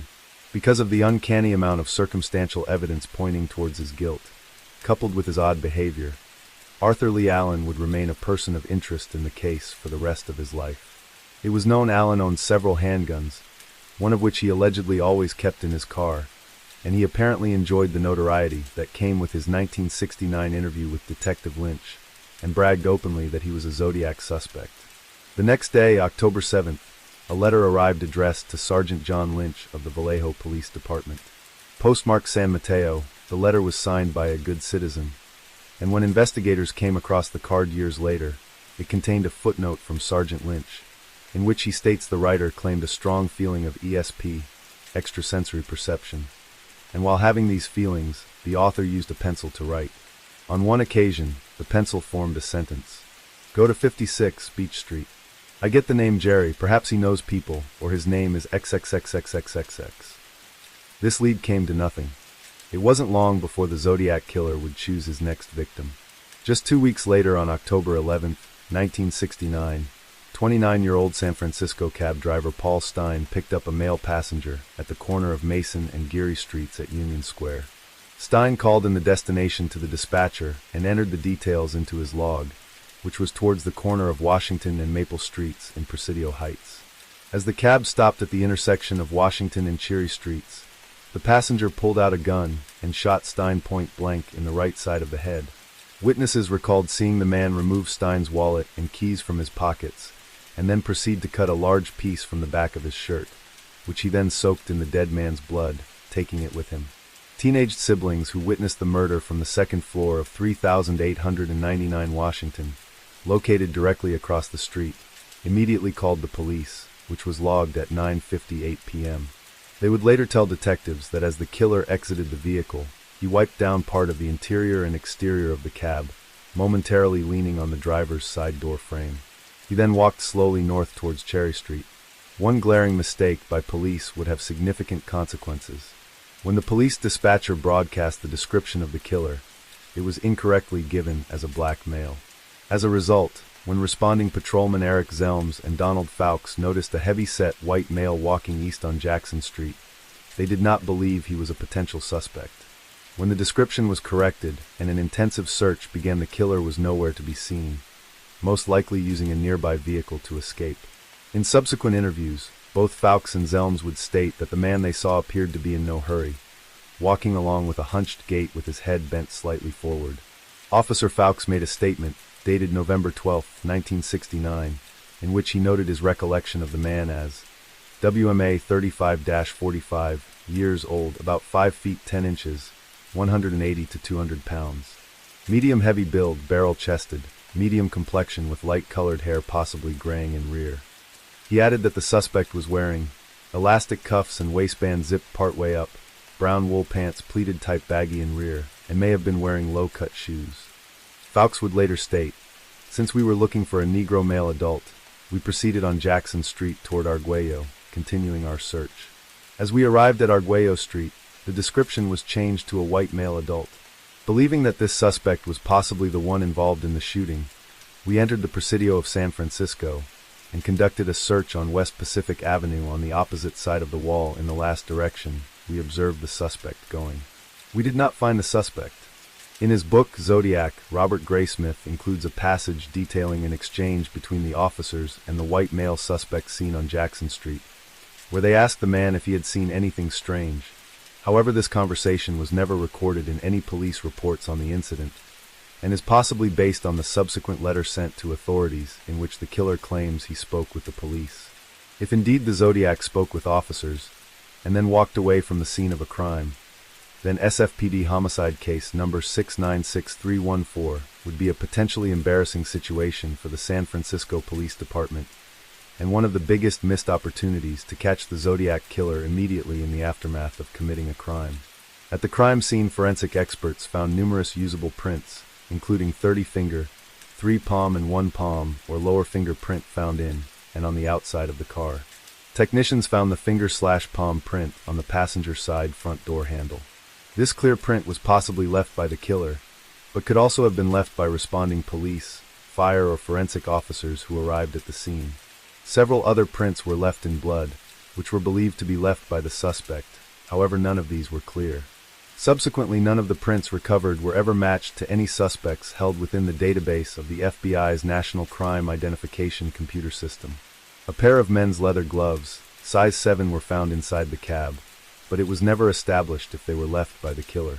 The bullet recovered from the crime scene was erroneously recorded as a .38, but would later be correctly identified after ballistic tests confirmed it to be a 9mm. However, it was considered the same 9mm ammunition was that used during the Blue Rock Springs attack on July 4, 1969, when Darlene Ferrin was killed and Michael Mageau wounded. Bill Armstrong and famed Detective Dave Toschi were now assigned to the case. 2 days after the Paul Stine murder, the SF Chronicle received a letter from the Zodiac which claimed responsibility for the crime. The killer had drawn his now well-known cross-circle design on the envelope in place of the return address. Inside was a note which read, "Please rush to editor," and a swath of blood-soaked material later confirmed as part of Paul Stine's shirt, which had been cut away and taken by the killer. The Zodiac would sending 3 bloody swatches from Paul Stine's shirt in future letters. However, 104 square inches of the material would remain unaccounted for, presumably kept by the killer as a gruesome trophy. Although 3 fingerprints were found on the paper, they have never been matched to any suspect. The letter also claimed responsibility for the other crimes attributed to the Zodiac, including the Lake Berryessa incident, and also made a threat to target school children with his next attack. This is the Zodiac speaking. "I am the murderer of the taxi driver over by Washington ST plus Maple ST last night. To prove this, here is a blood-stained piece of his shirt. I am the same man who did in the people in the North Bay area. The SF police could have caught me last night if they had searched the park properly, instead of holding road races with their motorcycles, seeing who could make the most noise. The car drivers should have just parked their cars and sat there, quietly waiting for me to come out of cover. School children make nice targ. ETS, I think I shall wipe out a school bus some morning. Just shoot out the front tire, plus then pick off the kiddies as they come bouncing out The murder of Paul Stein was different to the Zodiac's previous victim choice. When previously he always targeted courting couples, the murder of a lone victim now caused significant panic among the citizens of San Francisco because the killer had broken his pattern, meaning anyone could now be a potential victim. He had also changed the time frame and geographic choice for his attacks. This time choosing to murder in downtown San Francisco during the evening, when his previous attacks had taken place in remote suburban areas near water after sundown on weekends. There was now a real fear the Zodiacs would follow through with his threat to wipe out a bus full of school children, which would be something he would allude to in future communications, even going so far as to draw a diagram of his plan. The Chronicle suppressed the school bus threat for a week for fear of causing undue panic. The teenaged witnesses worked with police to create a composite of the suspect they saw exiting Paul Stein's cab, which was then amended to incorporate the descriptions given by the patrolman who saw the suspect as Cherry Street. It was then released with the full content of the letter on October 18, 1969. During this time, the Zodiac case would generate a greater level of press coverage and public interest, as well as attention from other police forces along the West Coast, who now began to look at their own cold case files, believing the Zodiac could be a potential suspect in their own unsolved crimes. The chief of Riverside Police, Kincaid, sent a 3-page summary of the Bates murder case over to investigators in Solano, Napa, and San Francisco. However, it would be lost for over a year. A curious episode in the Zodiac case occurred at 2 a.m. on October 20th, 1969, when a man who claimed to be the Zodiac contacted the Oakland Police Department and made a demand that a high-profile lawyer appear on a local KGO-TV television show called AM San Francisco, hosted by Jim Dunbar. The caller requested either F. Lee Bailey or Melvin Belly, and while Bailey was unavailable, Belly agreed to appear on the show. Later that morning, Belly appeared on the show alongside host Jim Dunbar, who made a request to keep the line clear. Someone then called the station numerous times, telling Belly his name was Sam, and that he was the Zodiac. Belly spoke briefly with the man, who said, "I want help," but refused to reveal his identity, claiming that he was afraid of being sent to the gas chamber. Dunbar asked the caller if he had previously contacted the show. "Did you attempt to call this program one other time when Mr. Belly was with us?" he asked. This seems to indicate that the Zodiac killer had attempted to make contact with the San Francisco TV show just a few days prior to the Presidio Heights murder of Paul Stein. It is also possible that caller was a crank and had nothing to do with the Zodiac. Belly told Sam, "All of San Francisco wants to help you. The hand is out, you can feel the hands out." Over the course of 20 minutes and 13 abrupt conversations, during which he attempted to draw the caller into conversation, Belly was repeatedly cut short as the man gave 1- or 2-word answers, so that police could not trace the call. He and Sam eventually agreed to set up a meeting outside a shop on Mission Street in Daly City, but the caller never showed at the rendezvous. The calls were eventually traced back to Eric while a patient at a mental institution. When the 340 cipher was decoded in December 2020, the Zodiac confirmed he was not the caller, stating, "That wasn't me on the TV show." The following month, the Chronicle received another letter from the Zodiac in early November. The envelope was sent with the usual double postage, and "Please rush to editor" was written underneath the address. The contents included a Jester's brand greeting card with a drawing of a dripping pen with the words, "Sorry I haven't written, but I just washed my pen," while inside the card it continued, "And I can't do a thing with it." Along with the card was a long 340-character cipher and the usual misspelled message in the Zodiac's own unique handwriting. This letter was the first to contain what appeared to be a body count, kept by the killer, of how many victims, or slaves as he referred to them, that he had claimed so far. This presented something of a conundrum for investigators, because so far the number of victims attributed to the killer was 6, not 7 as claimed in the latest letter. The letter also possibly included a swatch of bloody shirt from Paul Stein, dispelling any doubts the killer was the author of the letter. However, there is uncertainty if it was sent with this or the following letter. "This is the Zodiac speaking. I thought you would need a good laugh before you get the bad news. You won't get the news for a while yet. P.S. Could you print this new cipher on your front page? I get awfully lonely when I am ignored, so lonely I could do my thing. Des July-August. September-October = 7. Several days later, another letter was sent to the Chronicle, which was received the same day as the previous dripping pen card. The Chronicle made copies of both letters before passing them on to investigators. This letter contained the usual note with "Please rush to editor" written on it, along with a lengthy handwritten communication in the now distinctive Zodiac handwriting, along with a schematic drawing. This was of something the Zodiac referred to as a death machine, which he claimed was rigged and ready to explode when driven over by a bus. According to a source at the SFPD, there were one or more latent prints that were possibly developed, but nothing definitive was ever made public. The 340-character cryptogram was considered undecipherable, the contents remaining a mystery for 51 years until December 2020. It is unknown what the significance of the 5 X's along the Zodiac's cross-circle symbol, but some have speculated it could denote victims. However, the Zodiac had claimed 7 victims in his November 8th letter, while the Bates murder had not been considered as a potential Zodiac crime yet, and there is still doubt the Zodiac's responsibility for that murder as it differed from any subsequent known attacks. The schematic drawing of the death machine remained unpublished until 1996, when it was posted online by Michael Rusconi and Douglas Oswell. Towards the end of the year in late December, the Zodiac sent a Christmas card on the 20th, this time to lawyer Melvin Belli, who had been involved in the likely Zodiac hoax on Jim Dunbar's morning show EM San Francisco. It had been forwarded to his office and was opened by his secretary, who found it contained a letter and another blood-soaked swatch of Paul Stein's shirt. The back of the envelope contained the words, "Mary's Mass plus New Year," and the letter was an apparent plea from the killer who requested help from Belli. Although the authenticity of the letter was never in question due to the author sending another swatch of blood-soaked shirt, the writing on this particular letter was somewhat different from all previous correspondence sent by the Zodiac. It appeared the killer had deliberately altered his handwriting, even though his previous writing style began to emerge towards the end of the letter, and despite the apparent plea for help, the letter seemed too meticulously planned to be spontaneous. The latest letter also alluded to an undisclosed 8th victim, with the Zodiac threatening to claim his 9th and 10th if not helped.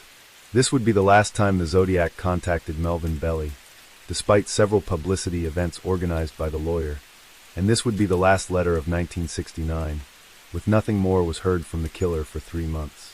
By 1970, the Zodiac case was being investigated for possible links to other crimes. The killer had claimed upwards of 8 victims so far, and investigators and reporters were now attempting to discover the killer's apparent unclaimed victims. One such reporter, Paul Avery of the San Francisco Chronicle, had been reporting on the Zodiac case ever the first murders, and had stumbled upon the 1966 murder in Riverside of Sherry Jo Bates, believing it could possibly be linked to the same killer. While many suspect the Zodiac had limited his crimes to the Bay Area, others like Avery and Riverside detectives now suspected the Zodiac's involvement. The similarities, such as the letters sent to the media and the victim's family, seemed to indicate someone of a similar mindset to the Zodiac was responsible, but there were also differences which garnered skepticism. Riverside Captain Erwin Cross expressed his doubts the Zodiac was the culprit, and opinion was divided on whether it was the same person. The Zodiac's involvement in Sherry Jo Bates' murder would remain in doubt, and there is little evidence to either implicate or exclude the Zodiac as the killer. Although the Zodiac never explicitly claimed Bates as a victim, he did allude to what he referred to as his Riverside activity in a future letter. But then it has been suggested the killer would often take credit for crimes he did not commit. In the early evening hours of March 22, 1970, 23-year-old Kathleen Jones was driving with her infant daughter Jennifer on Highway 132 in San Joaquin County, when a man driving a light-colored American car began blinking his lights and honking his horn in an attempt to gain her attention. He then drove alongside her, leaned out of his window, and shouted that one of her wheels was loose and offered his assistance. The man followed Johns as she pulled over at the turnoff by Bird Road, just west of Interstate 5, which was several miles west of Modesto. He retrieved a lug wrench from his car and then pretended to tighten the nuts on the rear right side wheel. However, he actually removed them completely. When she drove off, the entire wheel came loose, and once again the man offered to help by driving her to the nearest service station. Accepting his hospitality, Johns and her baby rode up front with the man who drove westwards on the 132, eventually pulling into a station on Chrisman Road, which was closed. They then drove aimlessly around the city of Tracy in relative silence for over an hour and a half, passing several other service stations on the journey. When Johns asked why they didn't stop at those stations, the driver replied cryptically that they were not the right ones. At this point, Johns became very scared of the man, but did not want to get out of the car or tell him to stop and let her out. She soon realized the man had no intention of taking her to a service station for help, and despite fearing for her own safety and that of her child, she attempted to make conversation. When she asked him if he often helped people in need like this, he replied, "By the time I get through with them, they won't need my help." The nightmare journey continued, with the driver appearing to slow down, as if about to pull over before speeding up again.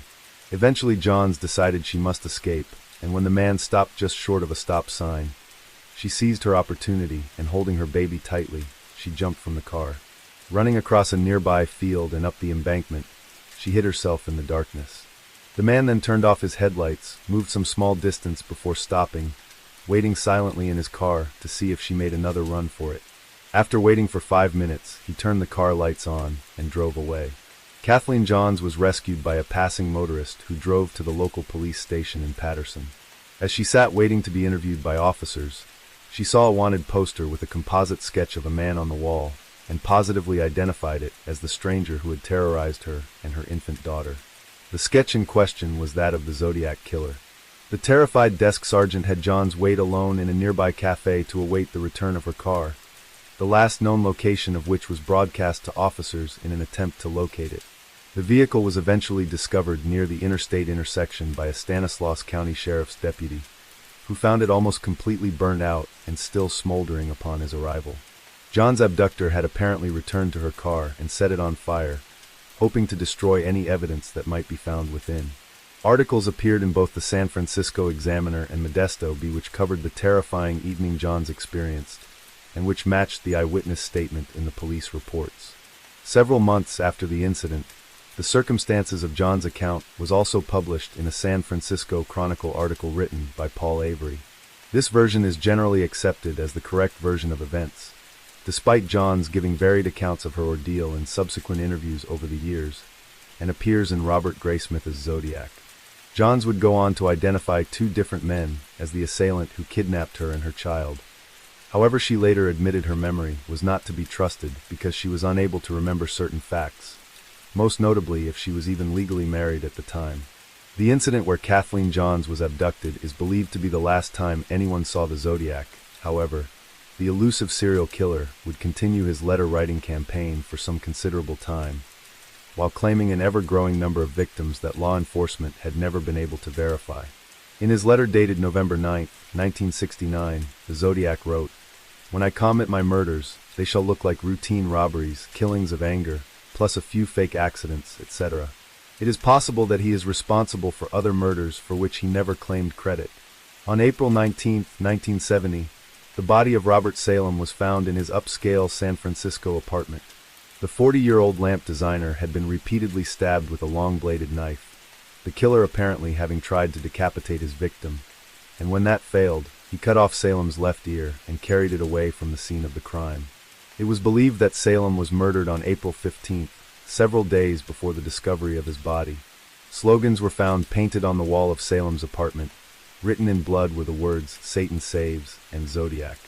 Several months later, on July 13, 1970, 2 men were arrested during an accident. One of the men made the shocking confession that he was a cannibal. Stanley Dean Baker and Harry Allen Stroop were both carrying human body parts when arrested, and they claimed to belong to a satanic cult. The remains belonged to James Michael Schlosser, who had been reported missing from the town of Roundup. Furthermore, Baker confessed to having committed the Salem murder on behalf of the cult's leader, the Grand Chingguan. At the time, some suspected the slogans "Satan Saves" and "Zodiac," painted in blood on the wall of Salem's home, had been done in order to stir up panic during an already heightened and tense atmosphere caused by the revelations from the Manson murder trial. A suspect, although Stanley Dean Baker, who was in the Bay Area during the time of the murder, had confessed to the crime, he was never charged with the death of Robert Salem. The case is still officially unsolved. The next communication from the killer was sent on April 20, 1970. It was sent to the Chronicle, and a note inside was addressed to the editor. The letter included a small cipher of just 13 symbols, which apparently contained the Zodiac's real name, along with a detailed diagram plan for what was described as a modified bus bomb. This is the Zodiac speaking. By the way, have you cracked the last cipher I sent you? My name is. I am mildly serious as to how much money you have on my head now. I hope you do not think that I was the one who wiped out that blue meanie with a bomb at the cop station, even though I talked about killing school children with one. It just wouldn't do to move in on someone else's territory. But there is more glory in killing a cop than a Sid, because a cop can shoot back. I have killed 10 people to date. It would have been a lot more, except that my bus bomb was a dud. I was swamped out by the rain we had a while back. The new bomb is set up like this. The Zodiac included a detailed diagram of his bus bomb. P.S. I hope you have fun trying to figure out who I killed. Cross circle, 10 SFPD0. The 13-symbol cipher has never been solved. However, numerous theories allude to the Zodiac's real name. The use of the phrase blue meanie is believed to be in reference to the Beatles' 1968 animated film, The Yellow Submarine, referring to the uniformed ogres that would go on to become a popular euphemism for the police. The killer now claimed an official tally of 10 victims in total.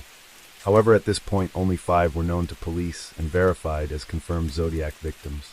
The threat of bombing a bus went unreported by authorities until later in the month, when a note arrived at the Chronicle which demanded publication. The note was postmarked April 28, 1970, and was written on a Jolly Roger branded greeting card. The card featured a cartoon drawing of a prospector riding atop a dragon with the words, "Sorry to hear your ass is a dragon," printed next to it. The text was written in the Zodiac's usual style and featured the now all too familiar cross-circle symbol. I hope you enjoy yourselves when I have my blast. P.S. on back. On the rear side of the card, the Zodiac wrote a threatening message. If you don't want me to have this blast, you must do 2 things. 1, tell every one about the bus bomb with all the details. 2, I would like to see some nice Zodiac butons wandering about town. Every one else has these buttons like peace symbol, black power, Melvin eats, blubber, etc. Well, it would cheer me up considerably if I saw a lot of people wearing my buton. Please, no nasty ones like Melvin's. Thank you. This communication differed from most because it did not contain the usual introduction. This is the Zodiac speaking, like almost every letter preceding it. In future letters, the Zodiac would refer to Zodiac buttons and his desire for people to wear them. An undisclosed number of latent fingerprints were found on the envelope and card by evidence technicians. However, it is unknown if these were left by a mail carrier or the killer, but it was believed those on the card were left by the Zodiac. The authorities finally revealed the bomb threat to the public on April 29, 1970. However, the schematics were not published until 1986, when they were included in Graysmith's Zodiac. The next communication was sent on June 26 to the Chronicle and contained another cipher, as well as a Phillips 66 road map of the Bay Area. The map was annotated with a custom clock face, drawn across the summit of Mount Diablo in the style of the Zodiac symbol, which consisted of a 0 at the top, a 6 at the bottom, a numeral 3 on the right side, and a 9 on the left. A written note next to the annotation indicated the 0 is to be set to Mag N. The letter was back to the old-style introduction of previous Zodiac letter. This is the Zodiac speaking. I have become very angry with the people of the San Fran Bay Area. They have not, underlined, complied with my wishes for them to wear some nice cross-circle buttons. I promised to punish them if they did not comply by annihilating a full school bus.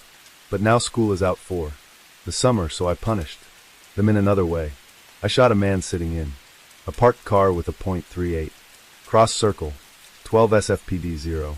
The map coupled with this code will tell you where the bomb is set. You have until next fall to dig it up. The Zodiac now claimed another 2 victims since his April 20th, 1970 letter, bringing his alleged total up to 12. In this latest letter, the killer confesses to having shot a man sitting in a parked car with a .38 pistol.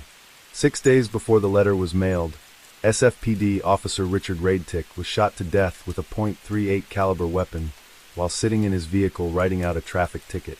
The area of the crime scene, in the Lower Haight district of San Francisco, is located just 450 feet from the home of Zodiac suspect Rick Marshall, who resided at 143 Scott Street. It appeared the Zodiac was taking credit for the murder of Officer Radtick, However, a witness to the crime would go on to identify an ex-convict by the name of Joseph Wesley Johnson, a black man who looked nothing like any of the witness descriptions of the Zodiac. The SFPD believed the letter's claim was false, and that most investigators agree the Zodiac was attempting to claim credit for a murder he did not commit to further instill fear in the residents of San Francisco, and suspected the killer did not learn the police had already identified a suspect. Several months later, on July 24th, a short note was sent to the Chronicle, which apparently claimed credit for the kidnapping of Kathleen Johns. Despite some press coverage of the attempted abduction, only the Modesto Bee reported the detail that her car had been burned by the assailant, which many believed was proof that the man who accosted Johns was indeed the Zodiac. The note was composed along similar lines as previous Zodiac communications and made another reference to people wearing Zodiac buttons. This is the Zodiac speaking. I am rather unhappy because you people will not wear some nice cross-circle buttons. So I now have a little list, starting with that woman plus her baby that I gave a rather interesting ride for a couple hours one evening a few months back that ended in my burning her car, where I found them. 2 days later, on July 27th, another letter from the Zodiac arrived at the Chronicle. Postmarked the previous day, the author once again talked about people wearing Zodiac buttons and threatened to torture his 13 victims, who he referred to as his slaves in the afterlife if his demand was not fulfilled. He then went on to describe in detail some of the torture these alleged victims would suffer. This is the Zodiac speaking. Being that you will not wear some nice cross-circle buttons, how about wearing some nasty cross-solcy buttons, or any type of cross-solcy buttons that you can think up. If you do not wear any type of cross-circle buttons, I shall, on top of every thing else, torture all 13 of my slaves that I have waiting for me in paradise. Some I shall tie over ant hills and watch them scream plus twitch and squirm. Others shall have pine splinters driven under their nails plus then burned. Others shall be placed in cages plus fed salt beef until they are gorged. Then I shall listen to their pleas for water, and I shall laugh at them. Others will hang by their thumbs plus burn in the sun. Then I will rub them down with deep head to warm them up. Others I shall skin them alive plus let them run around screaming. And all billiard players I shall have them play in a dark dungeon, all with crooked cues plus twisted shoes. Yes, I shall have great fun inflicting the most delicious of pain to my slaves. Accompanying the letter was a lengthy distortion of the song I've Got a Little List from the Gilbert and Sullivan's musical The Mikado. The postscript referenced the June letter and the unsolved 32-character cipher, the directions of which the Zodiac intended to help police find the bomb he buried. As someday it may happen that a victim must be found. I've got a little list. I've got a little list of society, offenders who might well be underground, who would never be missed, who would never be missed. There is the pest, ulentual nuisances who write for autographs, all people who have flabby hands and irritat, ing laughs, all children who are up in dates and implore you with implat, all people who are shaking hands shake hands like that, and all third persons who with unspoiling take those who insist they'd none of them be missed. They'd none of them be missed. There's the banjo serenader and the others of his race and the piano organist. I got him on the list. All people who eat peppermint and fomfit in your face, they would never be missed. They would never be missed. And the idiot who phrases within enthusiastic tone of centuries, but this in every country but his own, and the lady from the provinces who dress like a guy who doesn't cry, and the singularly abnormally the girl who never kissed. I don't think she would be missed. I'm sure she wouldn't be missed. And that nice impriest that is rather rife the Judic eel humorist, I've got him on the list. All funny fellows come Mike men and clowns of private life, they'd none of them be missed. They'd none of them be missed. And uncompromising kind such as Wackamacallit, Thingamabob, and like wise, well, never mind, and tut tut tut tut, and watch this name, and you know who, but the task of filling up the blanks I rather leave up to you, but it really does an't matter whom you place upon the list, for none of them be missed, none of them be missed. After several months of silence, the Zodiac sent 2 cards in October 1970. This first postcard was addressed to San Francisco Chronicle, SF, and contained a collage of words and letters cut from newspapers and magazines, and oddly with 13 holes punched along the side. It was postmarked October 5, 1970, and read, "Dear Editor, you'll hate me, but I've got to tell you. The pace isn't any slower. In fact, it's just one big 13th. 13. Some of them thought it was horrible. P.S. There are reports. City police pig cops are closing in on me. FK. I'm crack-proof. What is the price tag now?" This first postcard was originally considered to be a hoax. However, investigators came to believe it genuine because of the declaration of 13 victims, something the killer had alluded to in previous communications, including the last letter, which had not been made public. Several phrases from the card were also to be repeated in future Zodiac letters, including the word crack-proof, which would be mentioned in a letter sent 5 months later to the Los Angeles Times. The second postcard arrived on October 27th, in the form of a customized Halloween greeting card, which was addressed personally to Chronicle reporter Paul Avery, but was misspelled as Averly.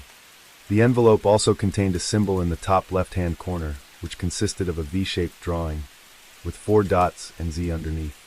The envelope contained a note with "Sorry, no cipher," written in the shape of AX, and the Halloween card, which had text and images on both sides.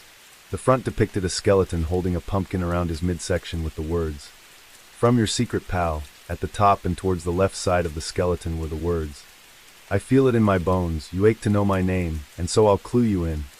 In a white section to the left of the image were the words, "Paradis," and "Slaves," which overlapped in the form of a cross, and in each corner the Zodiac had presumably written the methods he acquired his victims.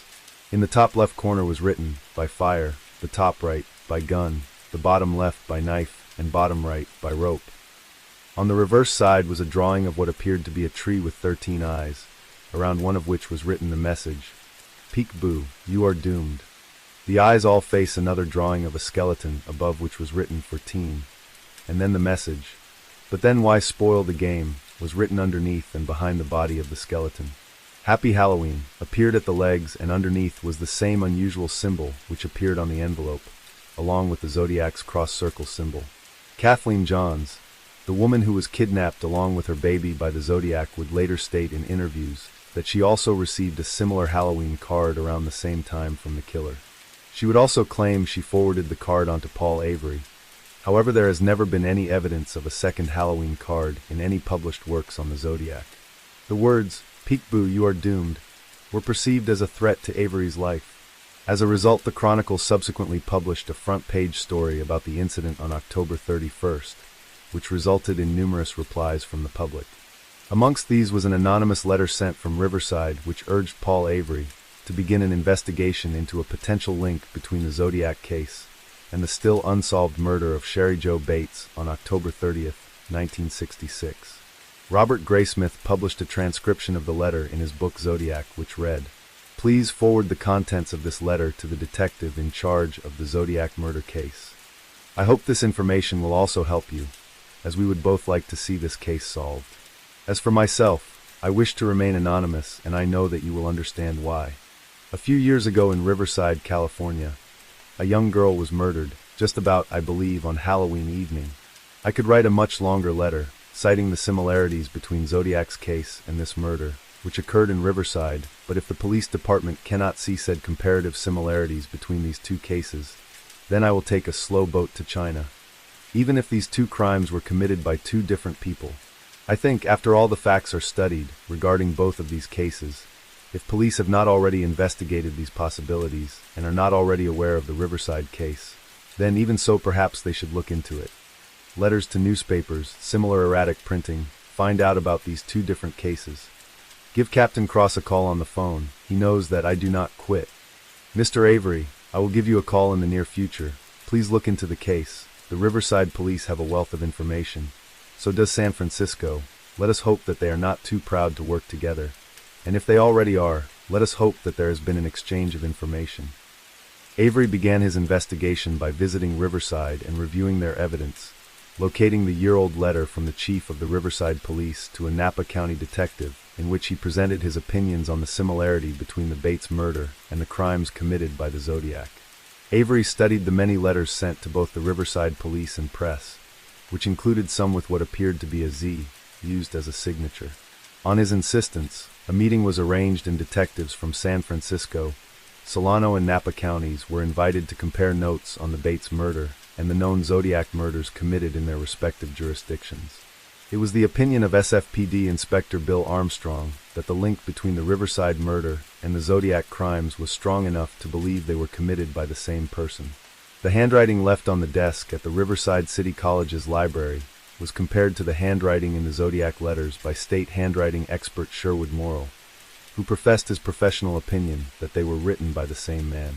The detectives from Riverside were less convinced of the connection, primarily due to the number of stab wounds received by Bates, something which had not been revealed to the other counties, which had suggested it was perhaps a crime of passion or rage killing, something which was not evident in the Zodiac crimes.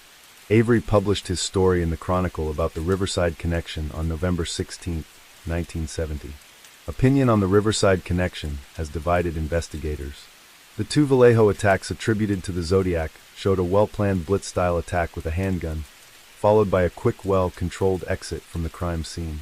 It appears the person responsible for the Riverside murder did not actively plan to kill Sherry Jo Bates, because he conversed with her for over an hour before losing control and stabbing her. Bates' killer was actually ill-prepared for the attack, using only a small pocket knife against a young woman who fought furiously for her own life. The only pre-planning involved sabotaging Bates' vehicle, which was more a means to an end in rendering her dependent on the killer's offer of help. In a slight contrast, the Zodiac went to great lengths to subdue his victims at the lakeside, but this attack was closer in style to the Riverside murder than those in Vallejo. The Zodiac engaged in some verbal exchange with his victims before launching a brutal knife attack, and there could be little doubt about his intentions given the weapons he brought to the scene. This has been argued why the Riverside murder could be considered the first committed by the Zodiac, who would become more audacious and better prepared during his future crimes. Detective Bill Baker, of the Santa Barbara Sheriff's Department, had been assigned to a cold case involving the murder of a young couple in June 1963. 18-year-old Robert Domingos and 17-year-old Linda Edwards were high school students living in Lompoc, near Santa Barbara, who both decided to spend the senior ditch day at a secluded spot on Gaviota Beach instead of going to the school's official party. At some point during their time there, someone confronted the couple and opened fire, with Robert shot 11 times and Linda 8. The bodies were then placed inside a makeshift shack where the killer attempted to set a fire to remove evidence.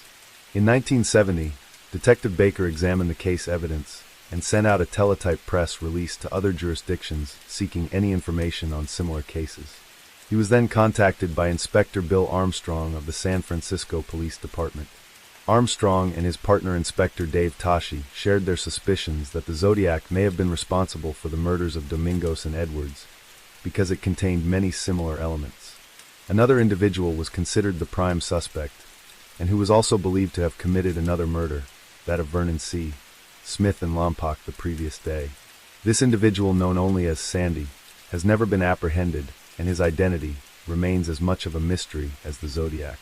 At first glance, it appeared the murder exhibited only a few of the hallmarks associated with the Zodiac attack, but when investigators revealed the killer used some pre-cut lengths of rope to tie the victims, it became all too eerily familiar. Detectives believed the man had ordered Linda to tie up Robert's hands, and afterwards, when he attempted to bind Linda, Robert somehow managed to free himself and fought back. It was at this moment that the killer shot both the victims to prevent their possible escape. It bore a striking similarity to the events which transpired at Lake Berryessa, including the targeting of a young couple at an isolated spot, the use pre-cut bindings, and a gun with .22 caliber ammunition, which was similar to that used by the Zodiac.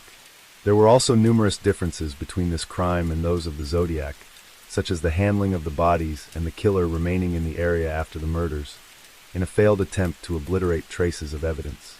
The Zodiac lingered only momentarily at the scenes of his crimes, and would make no such efforts in removing evidence, leaving the bodies where they were. The only time the killer made a concerted effort to remove evidence was during the Stein murder, when he wiped down in and outside of the cab for fingerprints. The Zodiac never claimed credit for the murders of Domingos and Edwards, which predated the Riverside murder of Sherry Jo Bates, which many suspect was the Zodiac's first crime. If the Gaviota Beach murders was the work of Zodiac, then it would have been his very first crime. Other crimes considered similar to those committed by the Zodiac have been suggested as possible murders for which the killer never claimed credit. The November 1960 murders of couple Larry Payton and Beverly Allen bore many of the hallmarks of a Zodiac slaying. 3 men were arrested for this crime, and 2 were subsequently jailed. However, their culpability has been questioned. The crime is believed to have been the work of serial killer Edward Wayne Edwards, who investigators proposed as a potential Zodiac suspect. However, in the opinion of law enforcement, Edwards has never been a serious suspect. After a long period with no communication, the Zodiac finally ended his 5-month-long silence by sending a letter on March 22, 1971, this time to the Los Angeles Times, something the killer had never done before. The letter was also the first to be sent from an area outside of San Francisco, being postmarked from Pleasanton, which was 15 miles east of the bay. This is the Zodiac speaking. Like I have always said, I am crack-proof. If the blue meanies are ever gonna catch me, they had best get off their fat asses. Plus do something. Because the longer they fiddle plus fart around, the more slaves I will collect for my after life. I do have to give them credit for stumbling across my Riverside activity, but they're only finding the easy ones. There are a hell of a lot more down there. The reason I'm writing to the Times is this: they don't bury me on the back pages like some of the others.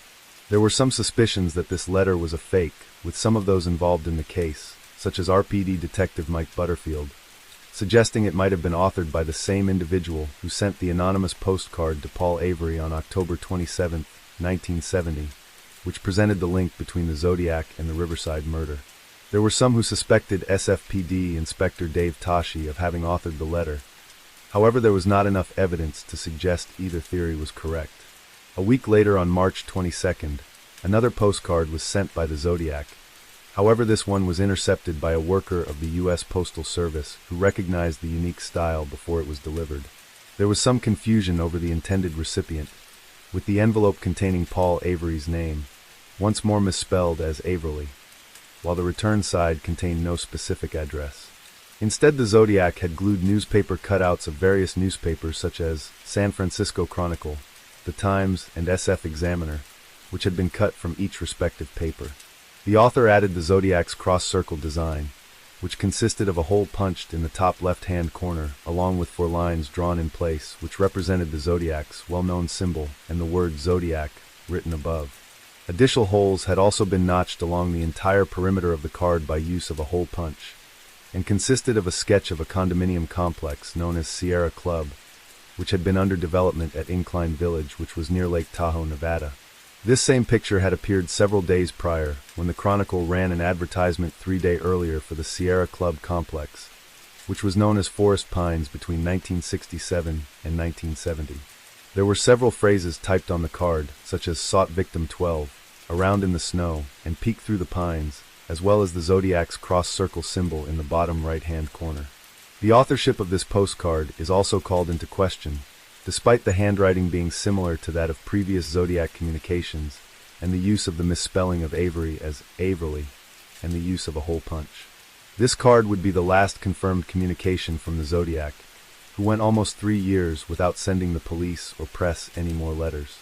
The meaning of the Lake Tahoe Sierra Club postcard has never been fully explained, and neither has the identity of Victim 12, whilst its authenticity as a Zodiac communication is also debated. One potential incident has been linked to this postcard as a possible resolution. On September 6, 1970, Donna last disappeared from Sahara Tahoe in South Lake Tahoe at approximately 2 a.m. The 25-year-old nurse worked at the Letterman General Hospital in the Presidio and was assigned to the graveyard shift, but was working that day at the Sahara Casino. The last entry in her nurse's logbook was at 1:50 a.m., and curiously she wasn't seen leaving the Sahara, even though officers found her car parked at her apartment complex in nearby State Line. The following day, an unknown male caller contacted both her employer and landlord, stating that Lass wouldn't be returning because of a family emergency. This call was later revealed to be a hoax, but police were unable to determine who the mystery caller was or what happened to Lass. It was suspected she had been abducted shortly after arriving at her apartment, but there was no evidence as to her whereabouts. Her case was considered to be possibly linked to the disappearance and death of Sacramento nurse Judith and Harkey, which occurred in March 1969. On January 24, 1992, Kathleen Johns would identify Lawrence Kane from an 18-picture lineup as the man who abducted her and her daughter. Although Kane is considered a suspect in the Zodiac murders, there is little evidence to connect him to the crimes. There is only circumstantial evidence that he was responsible for the disappearance of Donna Lass, who was claimed as a victim of the Zodiac. However, he is a prime suspect in the murder of Dana Lull, who was abducted and later killed by an unknown man on April 27, 1974. But there is little to connect the abduction of Donna Lass with the Zodiac case. At the time of her disappearance, she was living just a few blocks away from the scene of the Zodiac's murder of Paul Stine on October 11, 1969. The postcard seemed to heavily imply that Lass was a victim of the killer. However, there was never any proof, unlike the Stine case in which the Zodiac sent swatches of his bloodied shirt. Although the Zodiac allegedly kidnapped Kathleen Johns, he always left the bodies of his victims where they could be discovered. It was been suspected the communication is fake, and in 1999, a former investigator admitted to forging the postcard. The Zodiac Killer was released in cinemas on April 7, 1971, starring Hal Reed, Bob Jones, Ray Lynch, and Tom Pittman, with Reed played the Zodiac. Although the plot of the film is based on the San Francisco murders, the writers and director decided to give the unidentified killer a name and backstory in a heavily fictionalized portrayal. The story focuses on a month in the life of the Zodiac Killer, with the third act of the film attempting to provide a motive to the series of crimes. During the film's opening night screening at San Francisco's RKO Golden Gate Theater in April 1971, audience members were encouraged to write their answers to the question, "I think the Zodiac kills because," and drop their suggestions into a large box in an effort to win a motorcycle donated by Kawasaki. Unbeknown to the unsuspecting film attendees, a volunteer was positioned inside the box and compared handwriting on the cards with samples of the Zodiacs. There were also goons made up from the film's cast waiting in the wings and ready to apprehend and interrogate anyone whose writing was deemed suspiciously similar to the Zodiac. Later that same year, on December 23, 1971, the American neo-noir action thriller Dirty Harry was released in cinemas. The film, starring Clint Eastwood as the titular detective Harry Callahan, drew heavily on the crimes of the Zodiac Killer, while the villainous character of Scorpio, played by Andrew Robinson, was based loosely on the Zodiac.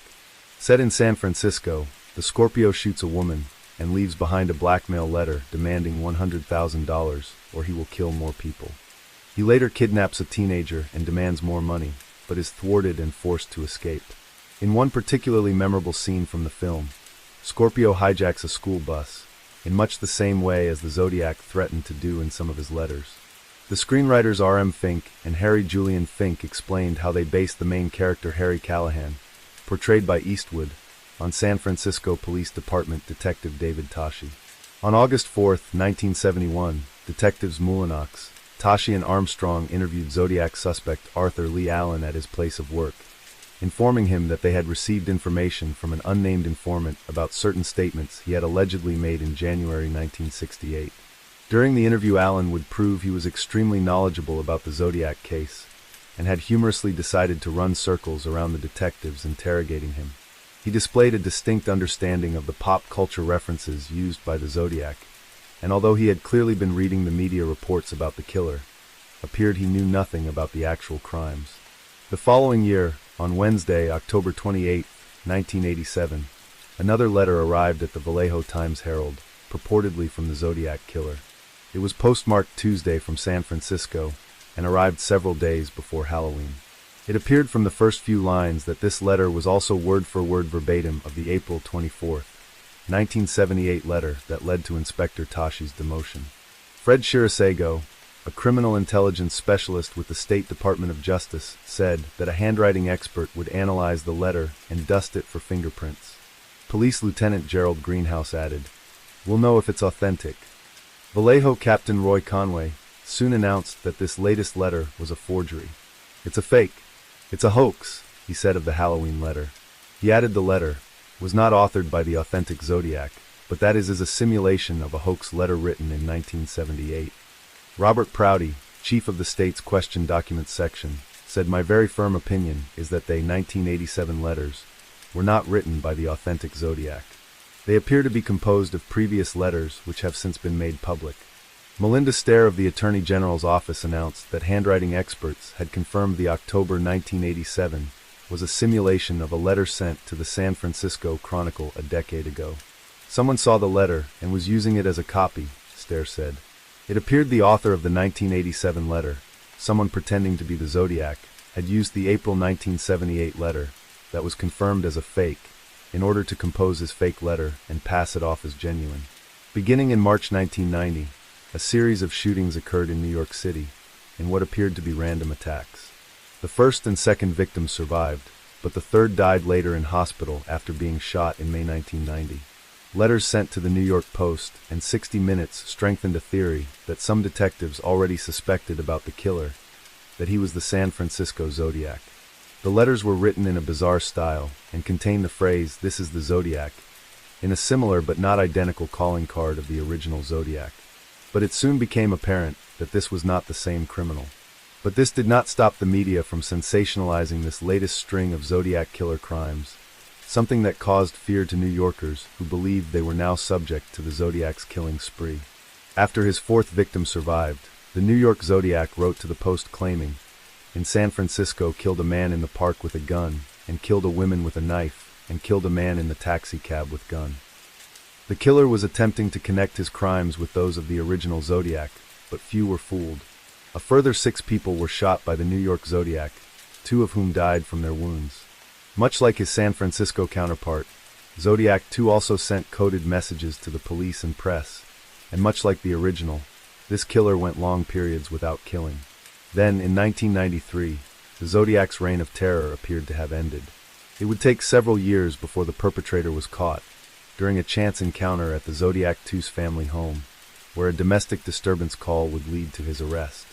On May 27, 1997, just before pupils arrived at the Tainohata Elementary School in the Suma ward of Kobe, Japan, the head of student June Hayes was found in front of the school gates. The victim had been beheaded with a handsaw, and the remains left for students to discover when they arrived that morning. A note, written in red pen, was found stuck in his mouth. The letter identified the killer as Sakakibara, and read in part, "This is the beginning of the game. Try and stop me if you can, stupid police." Due to the symbolism used and the style of the letter, it was clear that the author was influenced by the Zodiac murders of San Francisco. Several more attacks were committed by the same killer, and a young girl, Ayaka Yamashita, was murdered. On June 28th, a 14-year-old high school student was arrested for the crimes. Known as Boya in the media, his real name was not officially released due to Japanese law. However, he was eventually identified as Shinichiro Izuma. During the course of the investigation, there have been numerous developments, including the solution to one of the Zodiac ciphers, as well as promising suspects that have been proposed as recently as October 2021. However, none have been officially accepted by law enforcement and investigators as a definitive resolution to the case. The only way the Zodiac case will ever be solved now is with a breakthrough in DNA, much in the same way the Golden State Killer was apprehended, or if evidence or a confession is left by the perpetrator after their death. Until then, the case will remain one of the high-profile unsolved serial murder investigations. Case 3. Kanai Kojima, 34 years old, from Hokkaido, has a modest appearance with a weight. Strangely, not a few men were infatuated with this woman, even willing to hand over all their money. And this woman caused at least 3 men to lose their lives, yet when they died, all 3 still had smiles on their faces. Even after being sentenced to death, Kanai Kojima married 3 times while in prison, and some people even tried to find ways to help her escape justice. Kojima's deceitful acts and crimes were meticulously calculated and shocked all of Japan. The murderer was dubbed the Konkatsu Killer by the media because of the Konkatsu, marriage matchmaking, websites she frequented. She once dated 30 men at the same time, 3 of whom took their own lives due to her manipulation. Kojima stirred up public outrage when her crimes were uncovered, sparking intense curiosity about the charm of this killer. Normally, only beautiful women can attract many men at once, but Kanai Kojima was an exception. Domestic and international media were stunned when they saw the first images of this murderer. The woman, standing 155 centimeters tall, weighing over 210 pounds, with a double chin, an asymmetrical face, squinty eyes, a barrel-shaped waist, and rough, dark skin defied conventional notions of beauty. Yet, this obese, unattractive middle-aged woman made men willingly give up their money, cars, homes, and ultimately their lives for her. This is a true story, so bizarre it seems like it was pulled from a fictional script. One day, in August 2009, a police station in Japan received a report about a suicide case.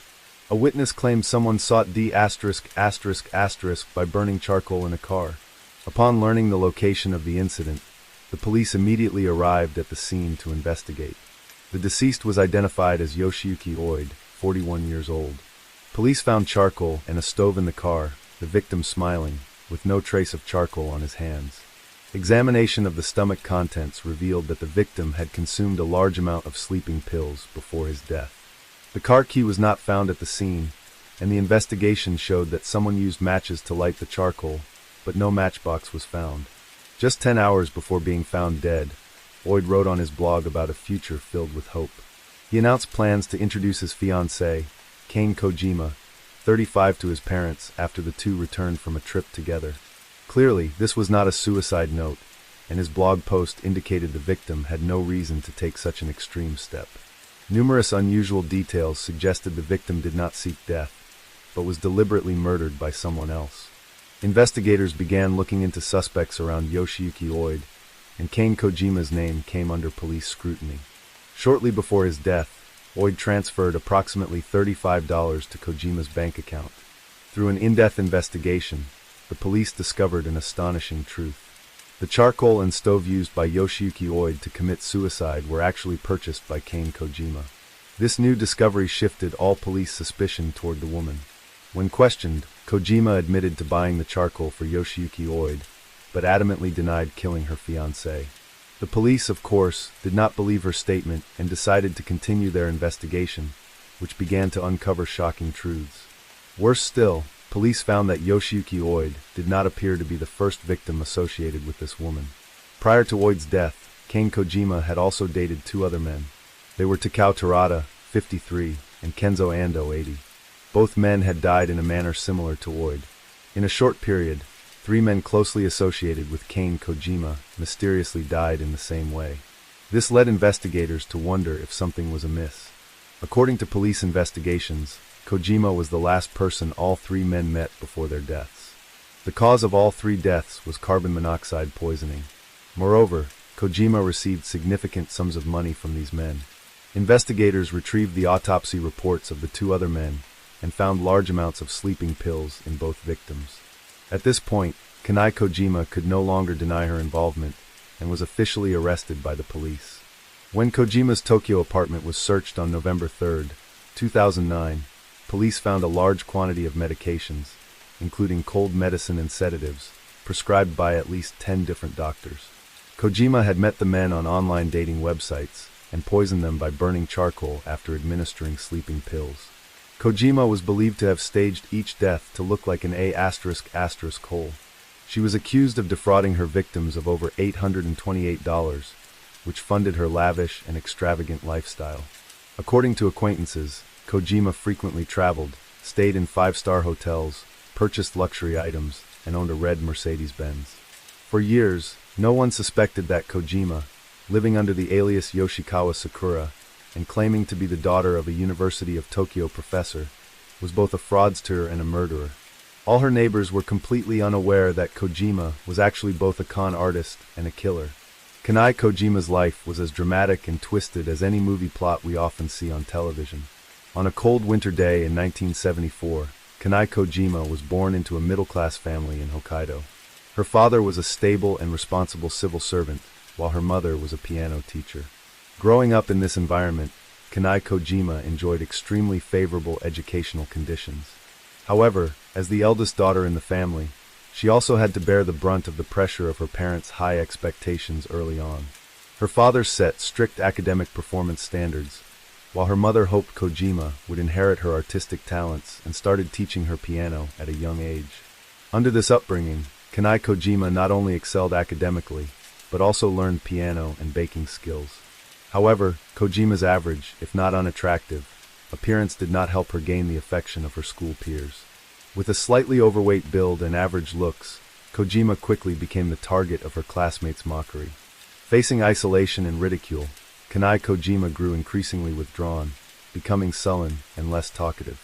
At a time when she felt completely isolated and helpless, a 40-year-old man entered her life during her high school years. Kanai Kojima fell deeply in love with this older man, obeying his every word and ready to fulfill almost any of his requests. One day, this 40-year-old lover confided in her about financial difficulties in his business and asked for her help. Blinded by love, Kojima recklessly stole over $19,000 from her father to assist him. But to her heartbreak, the man disappeared without a trace after receiving the money. This deceitful first love left a deep scar on Kanai Kojima's heart. When her parents discovered that their daughter had stolen a large sum of money to give to a complete stranger, they were shocked and deeply disappointed. Kojima's actions caused significant harm to her family, leading to a heated argument with her parents. She then left home in anger and decided to cut ties with her past completely. Alone, Kojima set off for bustling Tokyo, determined to start over. In the early days of her arrival in the glamorous city, Kojima struggled to find a stable job. People were prejudiced against her as an older, unattractive woman with a somewhat reserved personality. Kanai Kojima felt lonely and deeply frustrated, but to change her circumstances, she began devising various plans. Kojima later signed up for a dating club, which was essentially a front for prostitution. At these clubs, male clients would choose women based on provided information, and if satisfied, proceed with a transaction. Due to her lack of beauty, standing only 155 centimeters tall and weighing over 210 pounds, Kojima initially attracted little attention from clients. However, she began learning how to win over men. Thanks to her sweet talk, gentle demeanor, and ability to praise and obey, Kojima gained regular clients. To earn more money, Kojima started a plan to target multiple wealthy men simultaneously. She adopted the alias Yoshikawa Sakura and posted on various Japanese dating websites. Of course, the online world is a facade, and Kanai Kojima could entirely construct a persona of herself as a gentle and skilled cook. In her blogs and dating profiles, Kojima described herself as a talented chef with a chic fashion sense and an impressive family background. She edited and cropped her photos to appear more attractive. She frequently changed her profession, sometimes claiming to be a nurse, a teacher, or even a real estate investor. After some activities online, Kanai Kojima discovered that middle-aged and elderly men were easier to deceive. Thus, the woman meticulously planned to lure these men into her sweet trap. Her advantage did not lie in beauty, figure, or wealth. So what was this woman's secret weapon for catching men? Kojima was acutely aware of her shortcomings and knew her only advantage was her youth. With this in mind, she shifted her focus to middle-aged men over 40. These men often had financial stability and were usually less concerned with women's appearances. While her physical appearance was difficult to change, Kanai decided to increase her appeal in other ways. She leveraged her cooking background by enrolling in culinary classes and creating a social media account as a food blogger. Through her posts, she showcased her cooking skills and carefully built an image of herself as a gentle and caring woman. Her efforts paid off, as this persona proved highly attractive to men in their 40s.